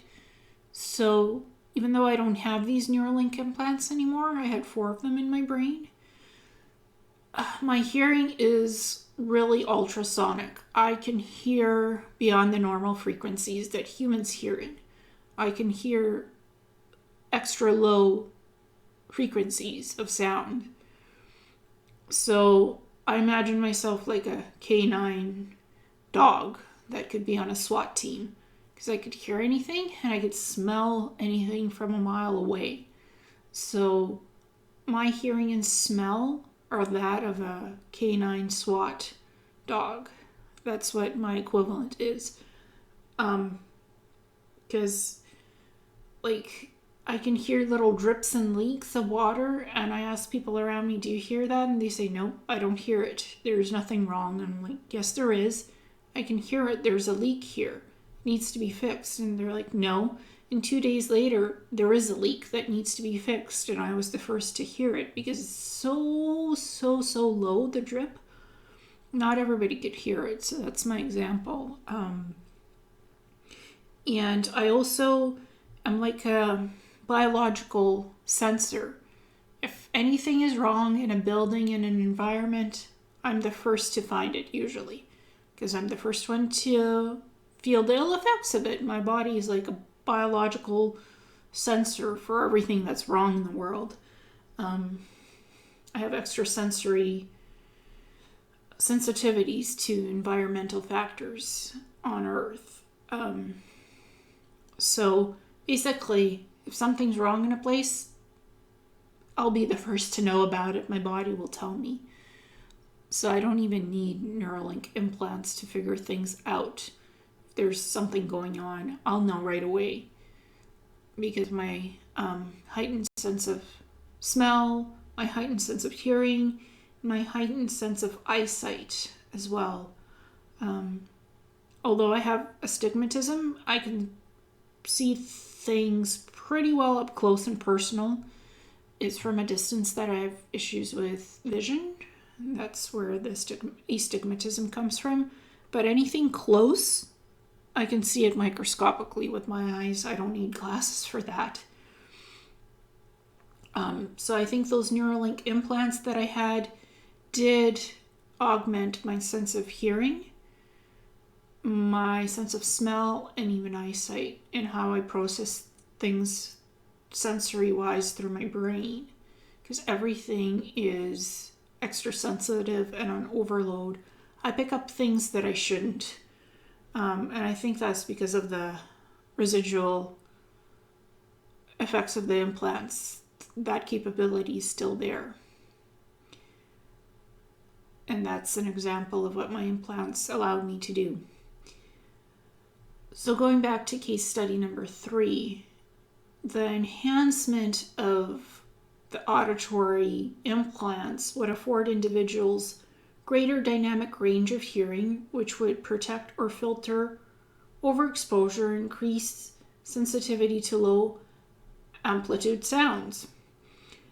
As the technology matures, it could expand the range for sensory perception to what are currently infrasonic and ultrasonic levels. In addition to these enhancements, significant potential exists for advances in communication through external processors and imagined or covert speech as a component of neural signaling.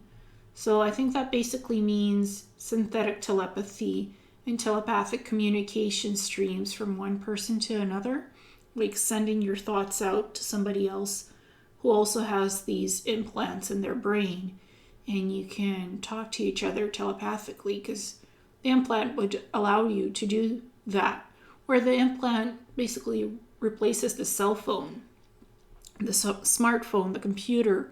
So just by using your brain, you can think about calling somebody through a neural interface and, knocking at their cybernetic wall and like, knock, knock, can I come in? I need to talk to you. And those implants would provide you with that two-way communication, or synthetic telepathy, as that's the wording that's used on Mars for these types of Neuralink implants. Battlefield-associated hearing loss due to acute or prolonged exposure to high-intensity sounds, such as gunfire, explosions, or military machines, is one of the most prevalent service-connected disabilities for U.S. veterans. A 2012 study suggests that 10% of veterans suffer from tinnitus, where 6% of veterans are diagnosed with some level of hearing loss. Existing technologies such as the Army-sponsored tactical communications and protective systems afford some protection. However, the existing technology does not offer enhanced capabilities to the user.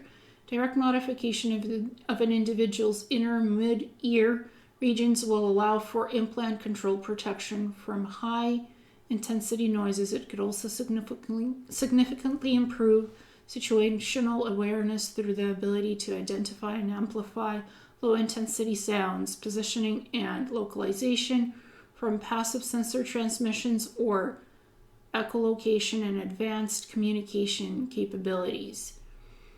So the reason why I'm going over that percentage again is because these implants could basically restore some hearing loss. And also, the percentage is very bad right now for, like, a lot of veterans from the U.S. Army are losing their hearing because of battle situational explosions, machine fire, gunfire explosions. They're losing their ability for hearing. So these implants would supposedly lower these types of hearing losses and have some kind of a prevention system so you wouldn't lose your hearing while you have the implants. So that's why I'm kind of repeating this paragraph, because with these implants, supposedly you won't have these problems. I think you probably still would have other issues like brain damage, etc., because when you're first testing out technology, it's likely to malfunction. So even though those Neuralink type of cybernetic implants sounds promising, they sound good on paper, but and in theory, but in physicality, those implants can malfunction in the beginning when they're first, implementing the tech. Nothing is perfect. So that's why I went over the stats again. Even though it sounds good, in the beginning it might not be so good when they're first testing these things out on humans. There's liability for brain damage and other neurological, physical damage for trying this out on veterans or soldiers in the field. Nothing's perfect. For military personnel, auditory enhancements would afford protection from high-intensity noises, provide a wider dynamic range of detectable sounds, and afford integrated communication capabilities. In the near term, present day to 2030, it is anticipated that the enhancement will be coupled with networking capabilities and will be used to track human detection of salient objects in an acoustic environment. In squads with limited enhanced personnel, enhanced individuals could detect salient auditory information in the environment and relay it to other squad members using conventional forms of communication.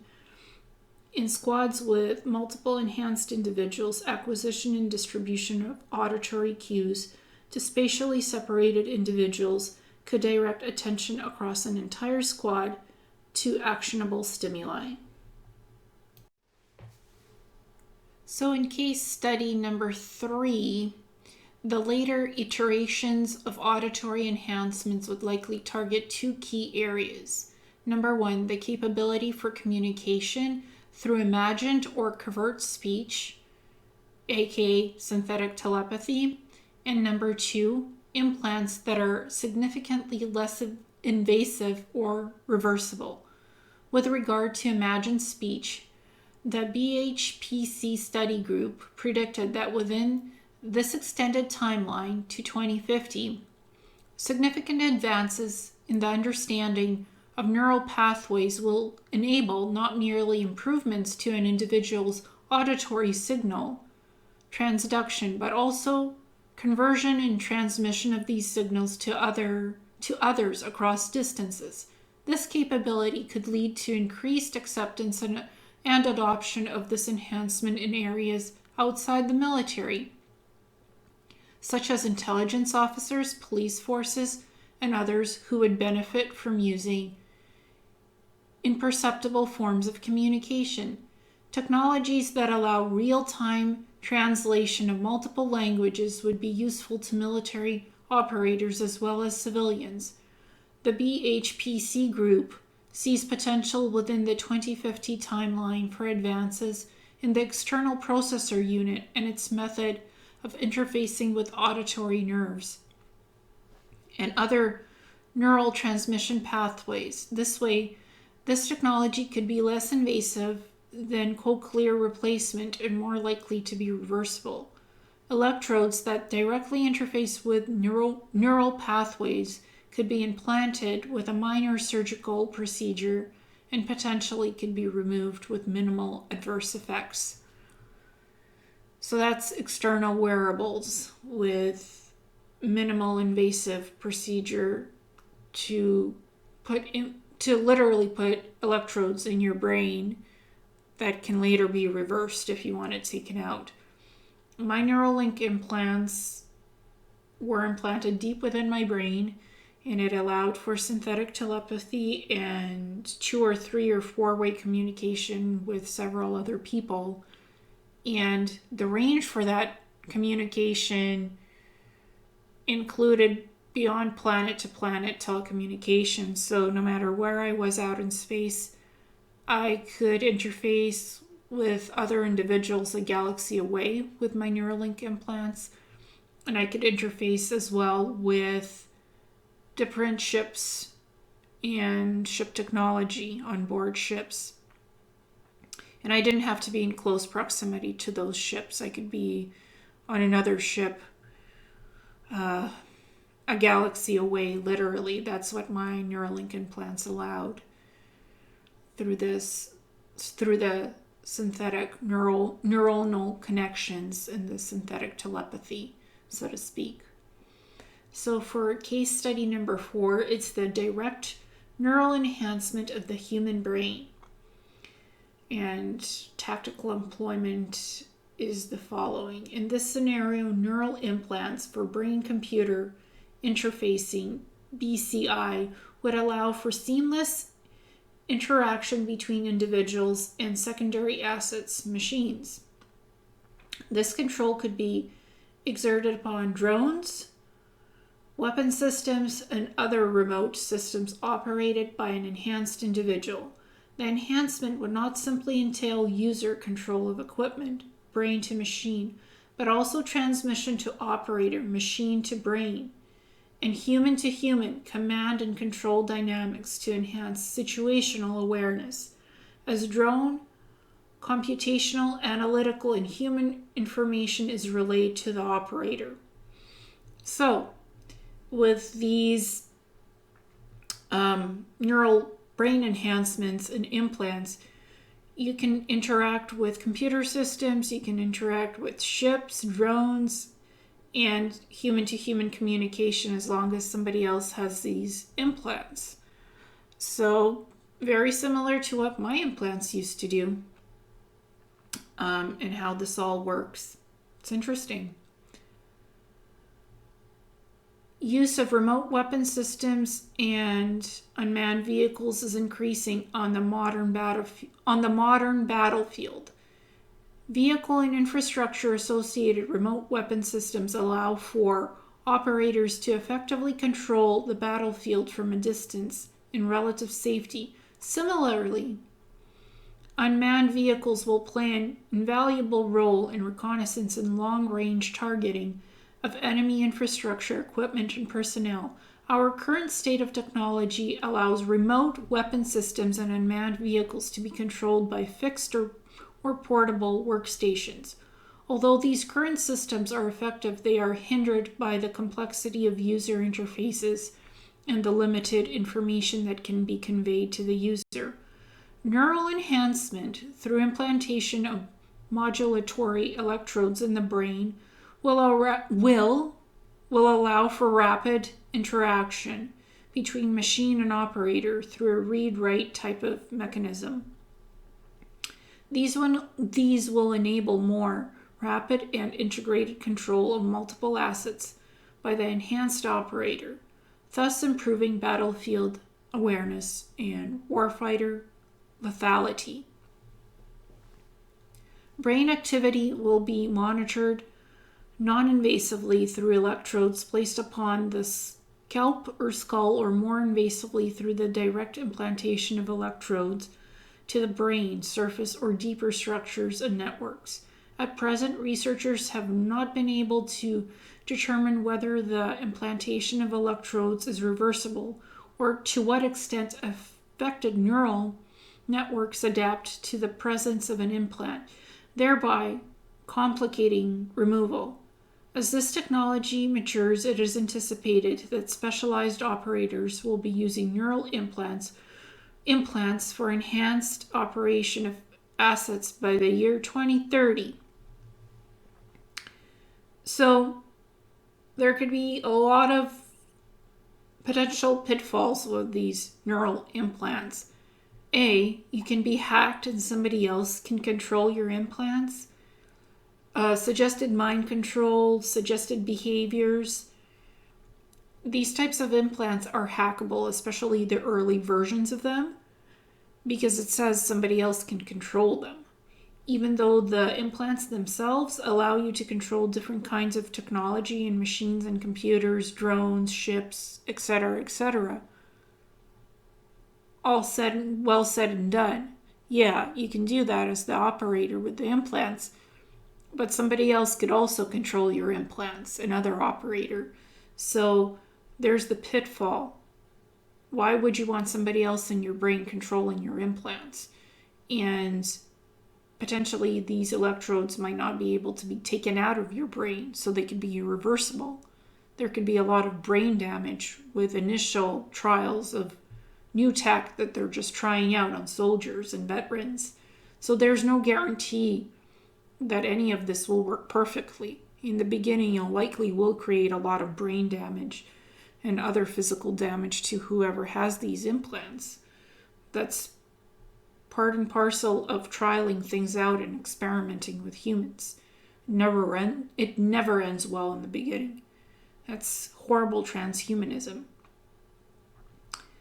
So these operators will include teams from the special forces, military pilots, operators of unnamed aerial vehicles, UAVs, or unmanned aerial vehicles, UAVs, or unmanned surface vehicles, USVs, such as drones and intelligence personnel. So basically, again, I'll rephrase this.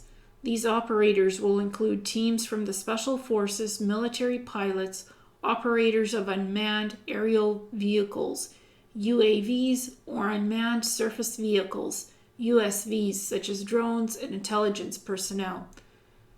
So these neural link implants would be designed for special forces and military pilots and operators of various unmanned vehicles, aerial or surface vehicles.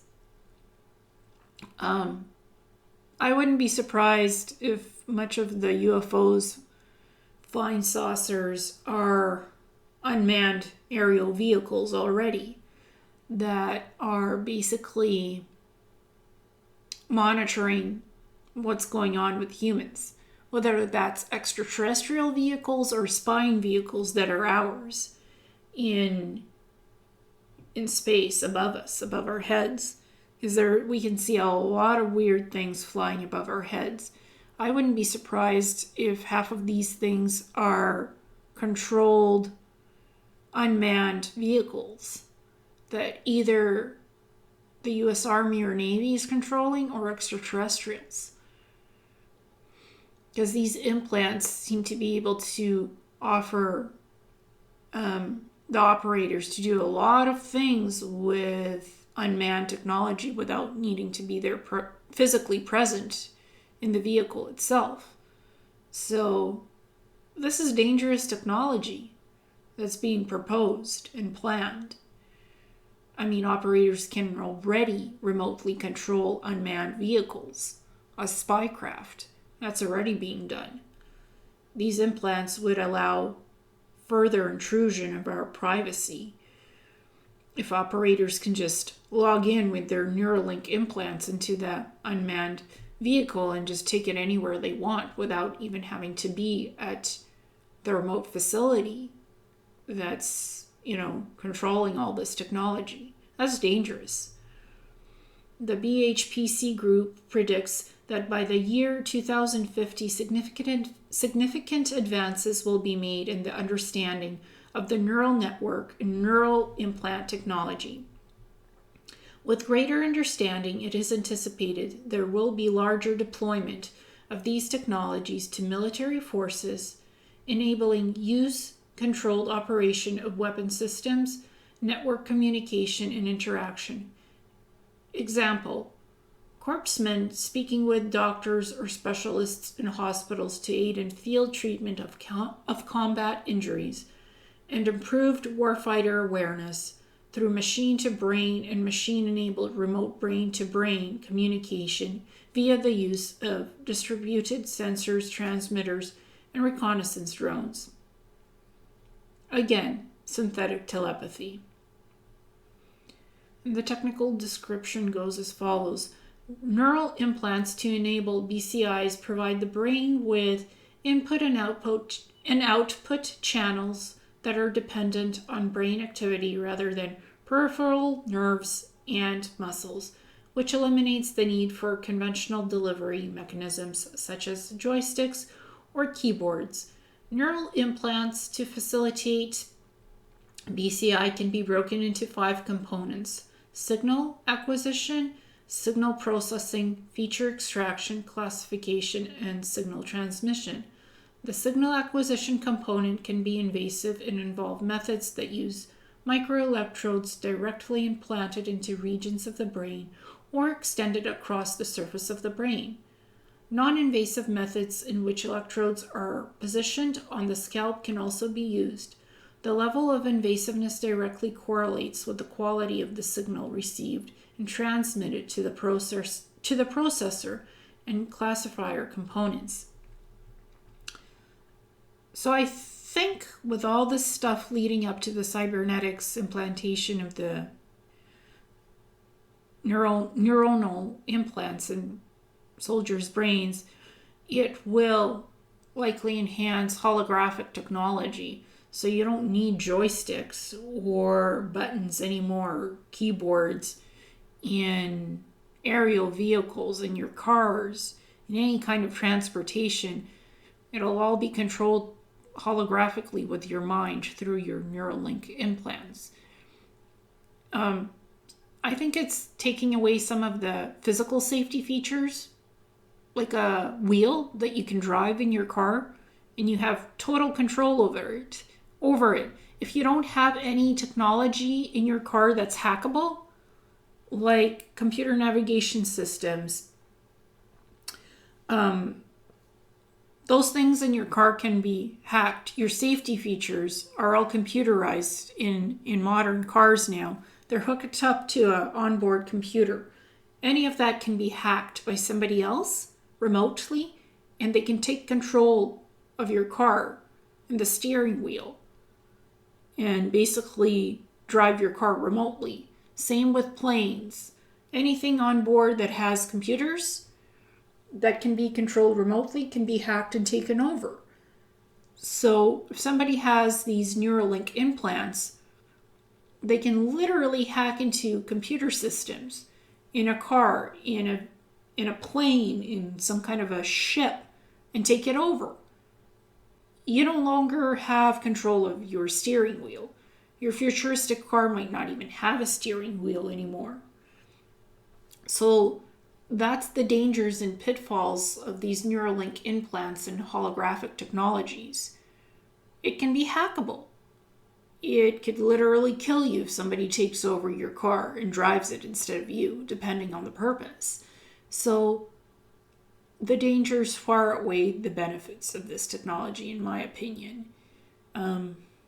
I would not want a Neuralink implant again in my brain because it can cause a lot of problems. I'm very telepathic and have a lot of psychic abilities on my own these days with retraining my brain, so I don't need those Neuralink implants to do what they did for me because I could do it on my own for myself now. So yeah, that's the future, cybernetics for you. Anyone could likely get a Neuralink implant by 2060 and do God knows what with it. That's not legal, because any technology that's advanced will likely allow you to do legal things with it if you biohack the tech. And in the wrong hands, that could have disastrous effects, like literally crashing somebody's car into a wall or into somebody else because you want them gone and you want, the cyber hack to be untraceable. Good hackers can do that and cause suspicious crashes of cars if everything is on board computers. You can do that remotely now, even with remote technology. You don't even need a Neuralink implant, and it'll look like a simple car accident when it was murder, literally. So these things are dangerous. So for case study number 4, it says that for the warfighter, neural implants would have broad battlefield applicability. External processors and transmitters would allow for interaction with battlefield assets, example, weapon systems, reconnaissance drones, UAVs, and unmanned marine vehicles, UMVs, as well as personnel within proximity or across distances through hierarchical relays with a central network. Early deployment of BCIs in enhanced individuals would be limited to small-scale, specialized teams in which one or more enhanced personnel would offer squad support through asset control. The level of invasiveness of early iterations and the potential irreversibility of these implants may limit acceptance by military personnel in society, although specialized teams like Navy SEALs, Army Rangers, etc., may be more inclined to accept these technologies if they could provide significant improvements in capability, lethality, survivability, and overall battlefield superiority. Well, again, going back to the fact that with these types of cybernetic implants, you can virtually have access to anything remotely in terms of battlefield applicability, like interaction with battlefield assets, weapon systems, reconnaissance drones, UAVs, and unmanned marine vehicles, UMVs, as well as personnel within proximity or across distances through hierarchical relays with a central network. So if somebody else has these cybernetic implants and you do have them, you can interact one-on-one or in groups together, and you can control weapons, machines, computers, anything you want with your implants. Especially in the military, because that's where all of this will start first and then come to the civilian market eventually. So that technology creates a new set of issues within itself, that you can remotely control anything you want virtually. If you don't have stopgap measures in terms of how your implants are programmed, you can virtually access anything you want unless there is programming that prevents you from doing it that's put in place for safety. So you can't just go around accessing whatever you want. But then those implants can be hacked and you can go around that issue of stopgap measures for the original programming. So this technology, yes, it has a lot of applications, but it also has a lot of pitfalls for it. And the scope and purpose of the study was as follows. In discussions on human/machine enhancement, we often hear the term cyborg. The word was first used in a 1960 NASA study on long-term space travel, authored by Manfred Kleinis and Nathan Klein. So in discussions on human-machine enhancement, we often hear the term cyborg. The word was first used in a 1960 NASA study on long-term space travel, authored by Manfred Kleinis and Nathan Klein. There you go. For long-term space travel. That's what cyborgs are designed for. And it was first used in 1960 by NASA. The word is a portmanteau formed from cybernetic organism and can be simply defined as an organism that is optimized by dynamic interactions of its organic, flesh, and biomechatronic machine parts, putting human together with cybernetic parts. So organic mixing together with biomechatronic machine parts.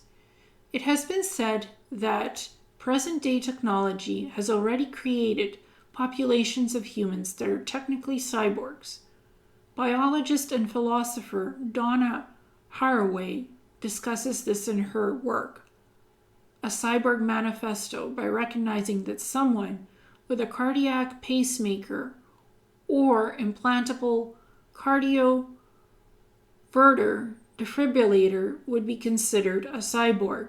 These devices measure voltage potentials in the body, perform signal processing, and can deliver electrical stimuli using synthetic feedback mechanisms to keep a person alive. Although interesting, these arguments have been set aside in this study because our use of the term cyborg is intended to envision a grander and fundamentally more complex future involving human/machine technologies over the next 30 years. The cyborg technologies assessed in this study go beyond augmentation, which restores function from injury or disease, and are envisioned to enhance performance through a range of modifications from the functional to the radically structural beyond the normal baseline for humans. One can also assume that aspects of cyborg capabilities will be enabled through the use of genetic engineering, synthetic biology, nanotechnology, artificial intelligence, or any number of emerging technologies. Discussions of these domains were set aside except those related to 2050 technology predictions, which assumed sound science and reflected accurate assessments of ongoing global R&D efforts. This study does not focus on the path scientists and engineers will take to achieve human-machine enhancement. Rather, it highlights the impact of this development on the DoD and U.S. society.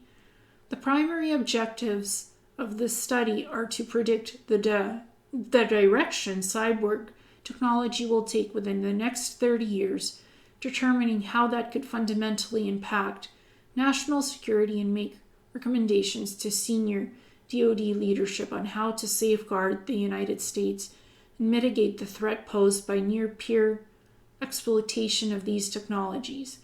As a critical part of the assessment, the BHPC also identified ELSI considerations related to the fielding of these technologies within the DoD. And again, this write-up, for me, was very significant. Improvements in neural implant technology could be significant by the year 2050. Anticipated improvements would focus on reducing the level of invasiveness of the implant itself. This could be accomplished through location-specific assembly of electrodes using biocompatible nanoparticles that could be directed through an external force, doped iron oxide nanoparticles that can be positioned through the use of directed magnetic fields or through improvements to the signal acquisition capabilities of externally placed electrodes and processors. The study group expects that warfighter needs will influence these technological advancements. However, such advances would be plausibly lead to revolutionary changes in how society interacts with machines on a daily level. These technologies, personal robots, entrainment options in vehicles would be driven and sustained by commercial entities. Well, all of this is based on nanotech technology that allows the creation of the Neuralink implants, the cybernetic implants in your brain, on your body, wherever. And sure, of course, it would be driven and sustained by commercial entities. Because who wouldn't want to be able to remotely control something like machinery, planes, your home even? They're making smart homes now where you can, press a button from your smartphone and turn off the lights in your home when you're 1,000 miles away. So some of this stuff is already here that could be done remotely through smartphones or smart computers. But the vision for the future of 2050, that you can do all of that through your cybernetic implants that are in your brain, or something implanted outside on your brain through electrodes and nanoparticles. That last portion of the paragraph was significant because you can control everything through robotics, also control entertainment options in vehicles. These technologies, like personal robots, entertainment options in vehicles, would be driven and sustained by commercial entities. So different types of corporations wanting to develop Neuralink implants, not just for the US Army or Navy. The corporations would have a field day with this technology being available to them. It would literally change advanced technology as we know it when it jumps to that level of holographics and Neuralink implants and cybernetics and smart suits. It's like an evolutionary leap. But the leap has already been done on Mars. Evolutionary leap already there. Been there, done that, don't want to do that again. But yet, it's coming to Earth near you in 2050 or 2030. It's been done already. It's been tried. It's been perfected. They have perfect Neuralink implants and cybernetics and smart suits. But they want to give us the limited portion of that devolved technology by 2050 to try it on us and experiment on humans on Earth to see whether that would be accepted or not. No thanks. Don't want it. Been there, done that. Did my tour of duty on Mars. Not interested. But for the sake of awareness, the cyborg soldiers are being built on Mars and now they want to do it here. Thought I'd go over this article and what the future plans are by the US Army and Navy for this stuff. Because they want to try it out on humans, on soldiers and veterans. They want to do this, and they have an agenda for 2050 to get this all set up. We don't want transhumanism. I don't want it. Maybe you don't want it either. Here's the awareness about it. I took some quotes from my 2 presentations concerning the Cyborg Soldiers and cybernetic implants, concerning the DoD document and what I already had published before in my public disclosures. So the first time I talked about cyborgs and cybernetic experimentational labs was in my disclosure about the secret space programs in the Dark Fleet presentation that I had published on YouTube on July 24th, 2016 at 4:44 p.m. And this is what I said. Cyborg Experiment Labs. The title was Cyborg Experiment Labs. The Planetary Corporations has cyborg experimentation labs on its Mars bases. PLC is an acronym for Planetary Corporations. Living humans are used against their will as test subjects, with combining cybernetic technology with human body parts. After this has been done, other subjects are used to have their memory engrams transferred to the built cyborg bodies. This is done to see how successful virtual memory implantation can be accomplished in a semi-cybernetic / biological being. The process is called transhumanism. Smart spacesuits. The planetary corporations specialize in the creation and the building of advanced smart spacesuits, which allow the wearer to adapt to different environmental temperatures so they are not hot or cold. Bodily waste fluids are recycled while wearing the smart suit that looks like clothing. These suits also act as camouflage shields so the wearer can become invisible, and also bullet and laser fire is deflected from the suit's electromagnetic energy field, so the individual wearing the suit cannot be injured during battle. So all of these applications in the smart suit, they're based on nanotech technology. Again, all applications from these smart suits are based on nanotech technology. That's what makes it possible to build these smart suits. It's cybernetics. That's why these smart suits are created in the cybernetic labs. Mars SSP assets wear these smart suits on a daily basis while working in the cybernetics labs on the Mars bases themselves. Extraterrestrials wear these smart suits because they designed their own. Why does it seem like these smart suits don't have any zippers, ties, buttons? Because they don't. These suits are genetically configured to the person wearing them.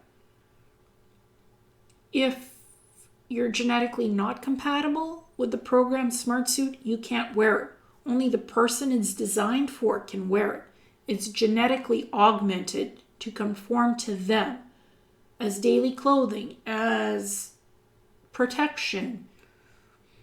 Whatever the smart suit is designed for, it's made specifically for the wearer. It's not made for everybody to wear it.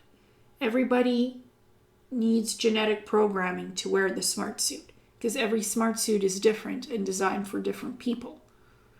It adjusts to your biological components of who you are as a being. It's genetically imprinted onto you to wear, and nobody else can wear it but you.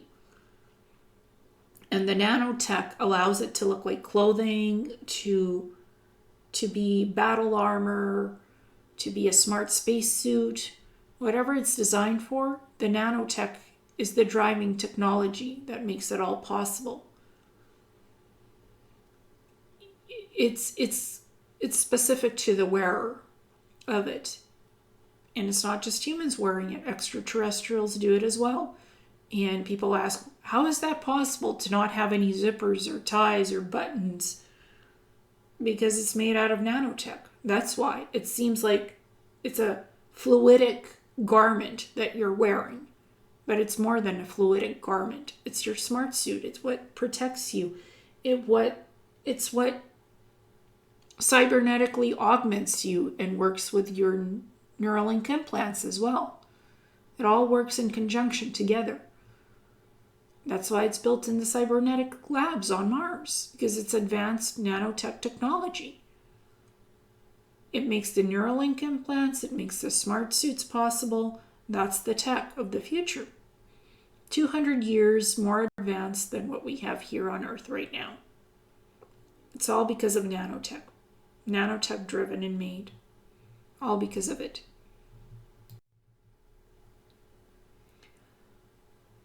So on March 18th, 2017 at 6:24 p.m., I published on YouTube the Cyborg Medical Planetary Corporation's labs on Mars bases.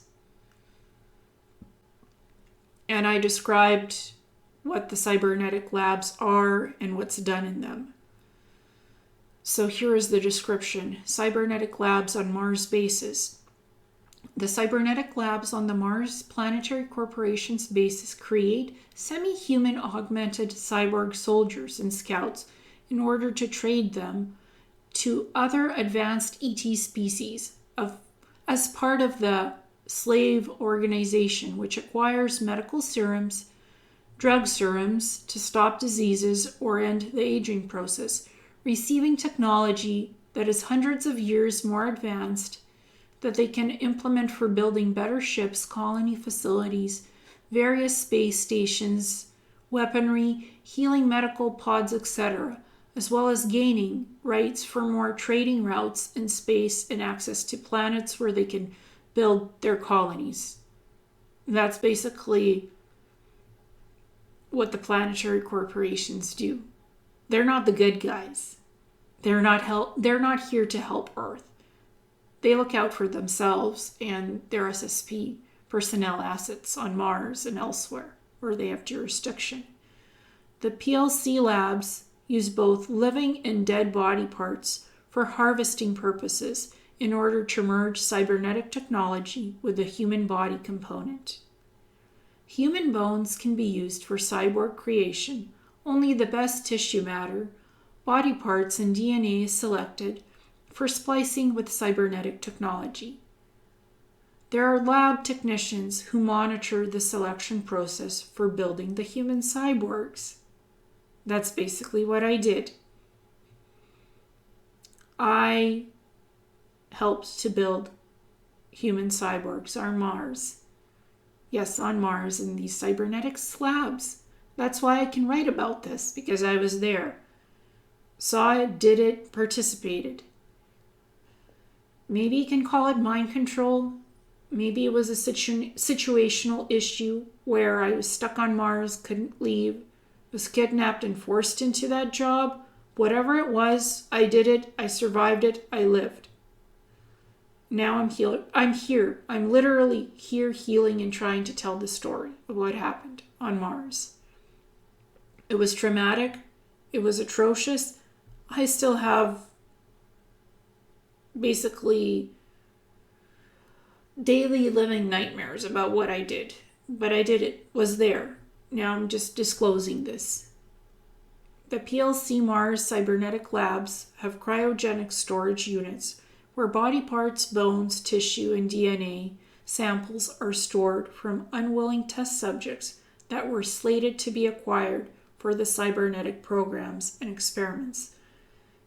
These were unwilling humans and other beings that were kidnapped, that were sold into slavery, or used in the cybernetics labs for whatever reasons for their experiments to make humanoid cyborgs to be sold to other extraterrestrials or to act as cyborg soldiers in the secret space programs. You can call them super soldiers, whatever you want. They're cyborgs. They're human cyborgs. Some of them have memories of who they are and some don't. Some of them have other memory engrams of somebody else, because that can be done. Or they have somebody else's soul in the cyborg body. Physical/computer medical checkup of the eyes and other body parts of the human cyborg soldiers or scouts are done after the cybernetic integration process is complete to make sure that individuals are at optimal health levels, as well as getting biophysical and genetic readouts to fit individuals for their exoskeleton, smart suits, or armor that is configured to their genetic type. Like I was saying before, these smart suits or smart armor or exoskeletons are genetically configured to the being that specifically is wearing it. Nobody else can wear it because if it's not genetically configured to you, somebody else can't wear it. That's the safety feature in these smart suits. Every individual smart suit is configured specifically to the wearer. Again, every individual smart suit configured to the wearer. And I can say it dozens of times. Every individual smart suit is configured specifically to the wearer of it. Nobody else can wear it. That's the safety feature for it. Can't take it out for a test drive to see the mileage on it if you're not genetically compatible to wear the thing. And I guess your Neuralink implants are also genetically specifically programmed to you, the individual who has them in their brain. If I wanted to extract those Neuralink implants from your brain, study the tech, and easily reverse engineer it and put it in my brain, wouldn't work so easily because it's not genetically compatible with my brain. I would literally have to know the genetics and the coding behind that Neuralink implant tech to figure out how to reverse engineer it. If I don't know the genetic components of it and how it's programmed, it's not easy to replicate it. That's the advancement of the 200-year tech. It has genetic components, it has cybernetic components, and it has biological components. And it's all driven by the nanotech.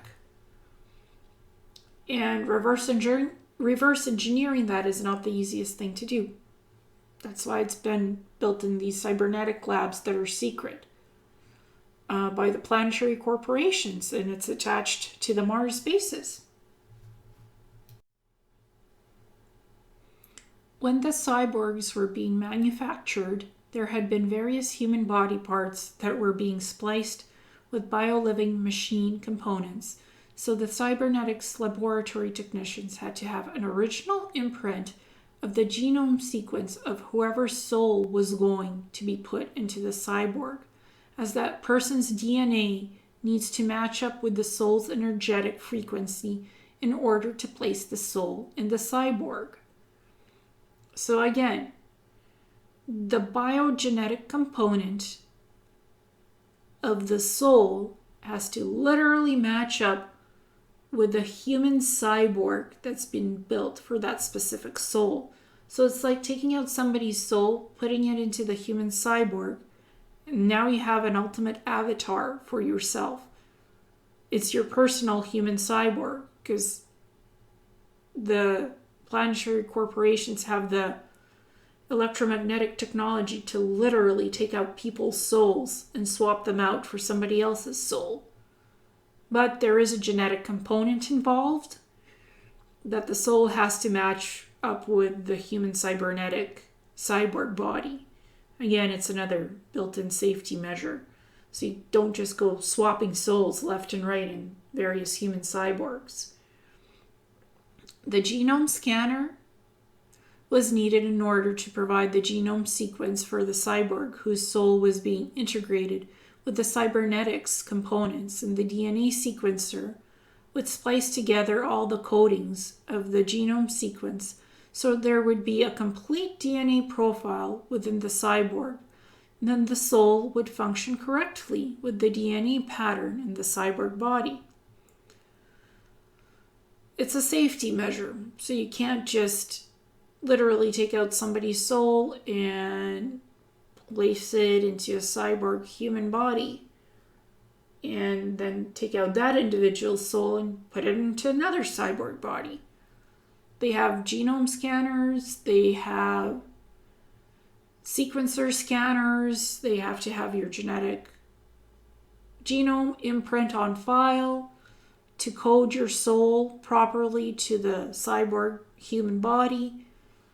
So a few safety measures in place to prevent chaos for soul hopping, so that doesn't happen often. There are regeneration tanks that could fully grow clones, ET human hybrids, etc. The regeneration tanks have been utilized in various Black Ops underground medical facilities and labs like Area 51, Antarctica, Mars, and on other planets where full body regeneration of soldiers is required. Even if soldiers or SSB agents are on the brink of death, their regeneration tanks can revive half-dead beings or even those who have already died but have not been dead for a long period of time. The Planetary Corporation's scientists use medical drug serums to alter the body chemistry in order to be able to change genetic characteristics of people. This happens where body mass or shape can turn into humanoid-looking extraterrestrials on a temporary basis, then return the people to looking back to human after a while or short time. As well, the scientists have the ability to combine cybernetic technology with the biological functions of the human body to create augmented cyborgs. The medical pods and stasis transfer holopods are manufactured on the Planetary Corporation's labs that are on Mars, which are located near the Mars base facilities with heavy security.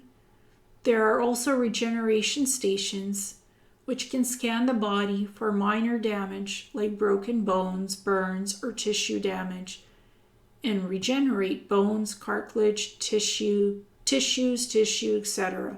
So there is no physical damage left to the body after the regeneration process has been completed in the regeneration station.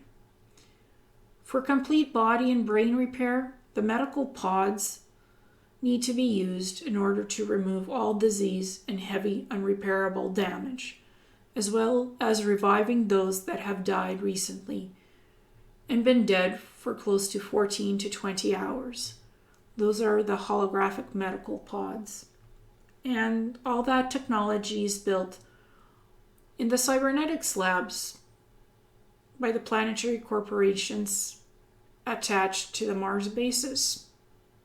And that's technology that is 200 years more advanced than the current medical technology that we have here on Earth. The Planetary Corporation's cybernetic labs have facilities for creating Neuralink implants that are made from nanite nanotechnology and gold fiber optics. There are ocular Neuralink implants and also deep brain matter fiber implants. These implants record visual telemetry of where individuals go off-world, who they meet, and what type of information the brain is processing. All this recorded telemetry information is sent through the Neuralink brainwave interface to the Planetary Corporation's holographic virtual databases for file classification on different agents, mission intel, ships, planets, aliens, etc. The Neuralink implants are also used to create telepathic connections to be able to interact with onboard ship systems using the mind through technology connection, aka synthetic telepathy. Pilots use the Neuralink interface to merge with supercomputers in order to program flight parameters into ships for navigation and operate the ships this way, as well as communicate with others telepathically who have Neuralink implants. These implants can also act as language translation devices and also augment the brain to have photographic/idiotic memory. or open natural star gateway portals with the mind in order to travel to different planets or star systems. So these Neuralink implants that are 200 years more advanced in technology sound very familiar to what's being proposed in the Cyborg Soldier 2050 documentation, except not so advanced, but similar capabilities. There are also Neuralink chairs in the Cybernetics labs. So the Neuralink chairs are technology that allow augmented humans with Neuralink implants to connect with the neural interface of the cybernetic chair tech and be able to track or monitor individuals at any time remotely, as well as view any events happening on the planet or out in space. These Neuralink chairs can be adapted to view timeline events either backwards in time or forwards in time, seeing the future, as well as open Stargateway portals in order to travel to various points on planets or even different solar systems. That's all connected to the Neuralink implants that have a neural biofeedback connection to the Neuralink chairs. The Neuralink chairs allow to create holographic constructs when individuals communicate with each other in real time through a virtual biofeedback slipstream loop in their minds, seeing places, locations, and other people interacting with each other. That's the connection created by the Neuralink implants interfacing with the Neuralink chairs, thereby enhancing the abilities of the Neuralink implants and the person that's operating the Neuralink implant in their brain. As well, the Neuralink chairs can be used to download information or upload data to them, archive memories, and retrieve information from various databases. The age regression pods have time dilation technology, which can change the temporal condition of living beings by dialing forward the zero-time reference axis in the biological systems of humans, while the time dilation mechanism shifts time backwards to balance the process. There are magnetic magnets, which are inside some of the holographic pods that can trigger memory recall or erase traumatic memories / experiences from the brain. The Planetary Corporation's labs, Cybernetics labs on Mars, have genetic and DNA vaults, which house genetic material of the human species, animals, plants, minerals, etc. From these genetic vaults, replication of the species can be done, and repopulation can be created if there is a catastrophe on Earth or other SSP colonies on different planets. So basically, there are DNA vaults that can replicate humans, animals, plants, minerals, whatever you want. It can be replicated. There's a storage backup on Mars and other planets, just in case there is a catastrophe on Earth. Civilization ends as we know it. Half of the human population is wiped out, or most of it. No problem. We can just replicate you, and there'll be a carbon copy of you on Mars or on another planet, or to basically reseed life on Earth to start over. It can be done now. We have your genetic profile and storage on Mars. Again, the advancements of having technology that is 200 years better and more advanced than what we have on Earth. That's just what Mars Cybernetic Labs have. They've done it, they've created it, and they've replicated it 10 times over and achieved things that's 200 years more advanced than what we have on Earth. There it is. Thank you so much, and namaste.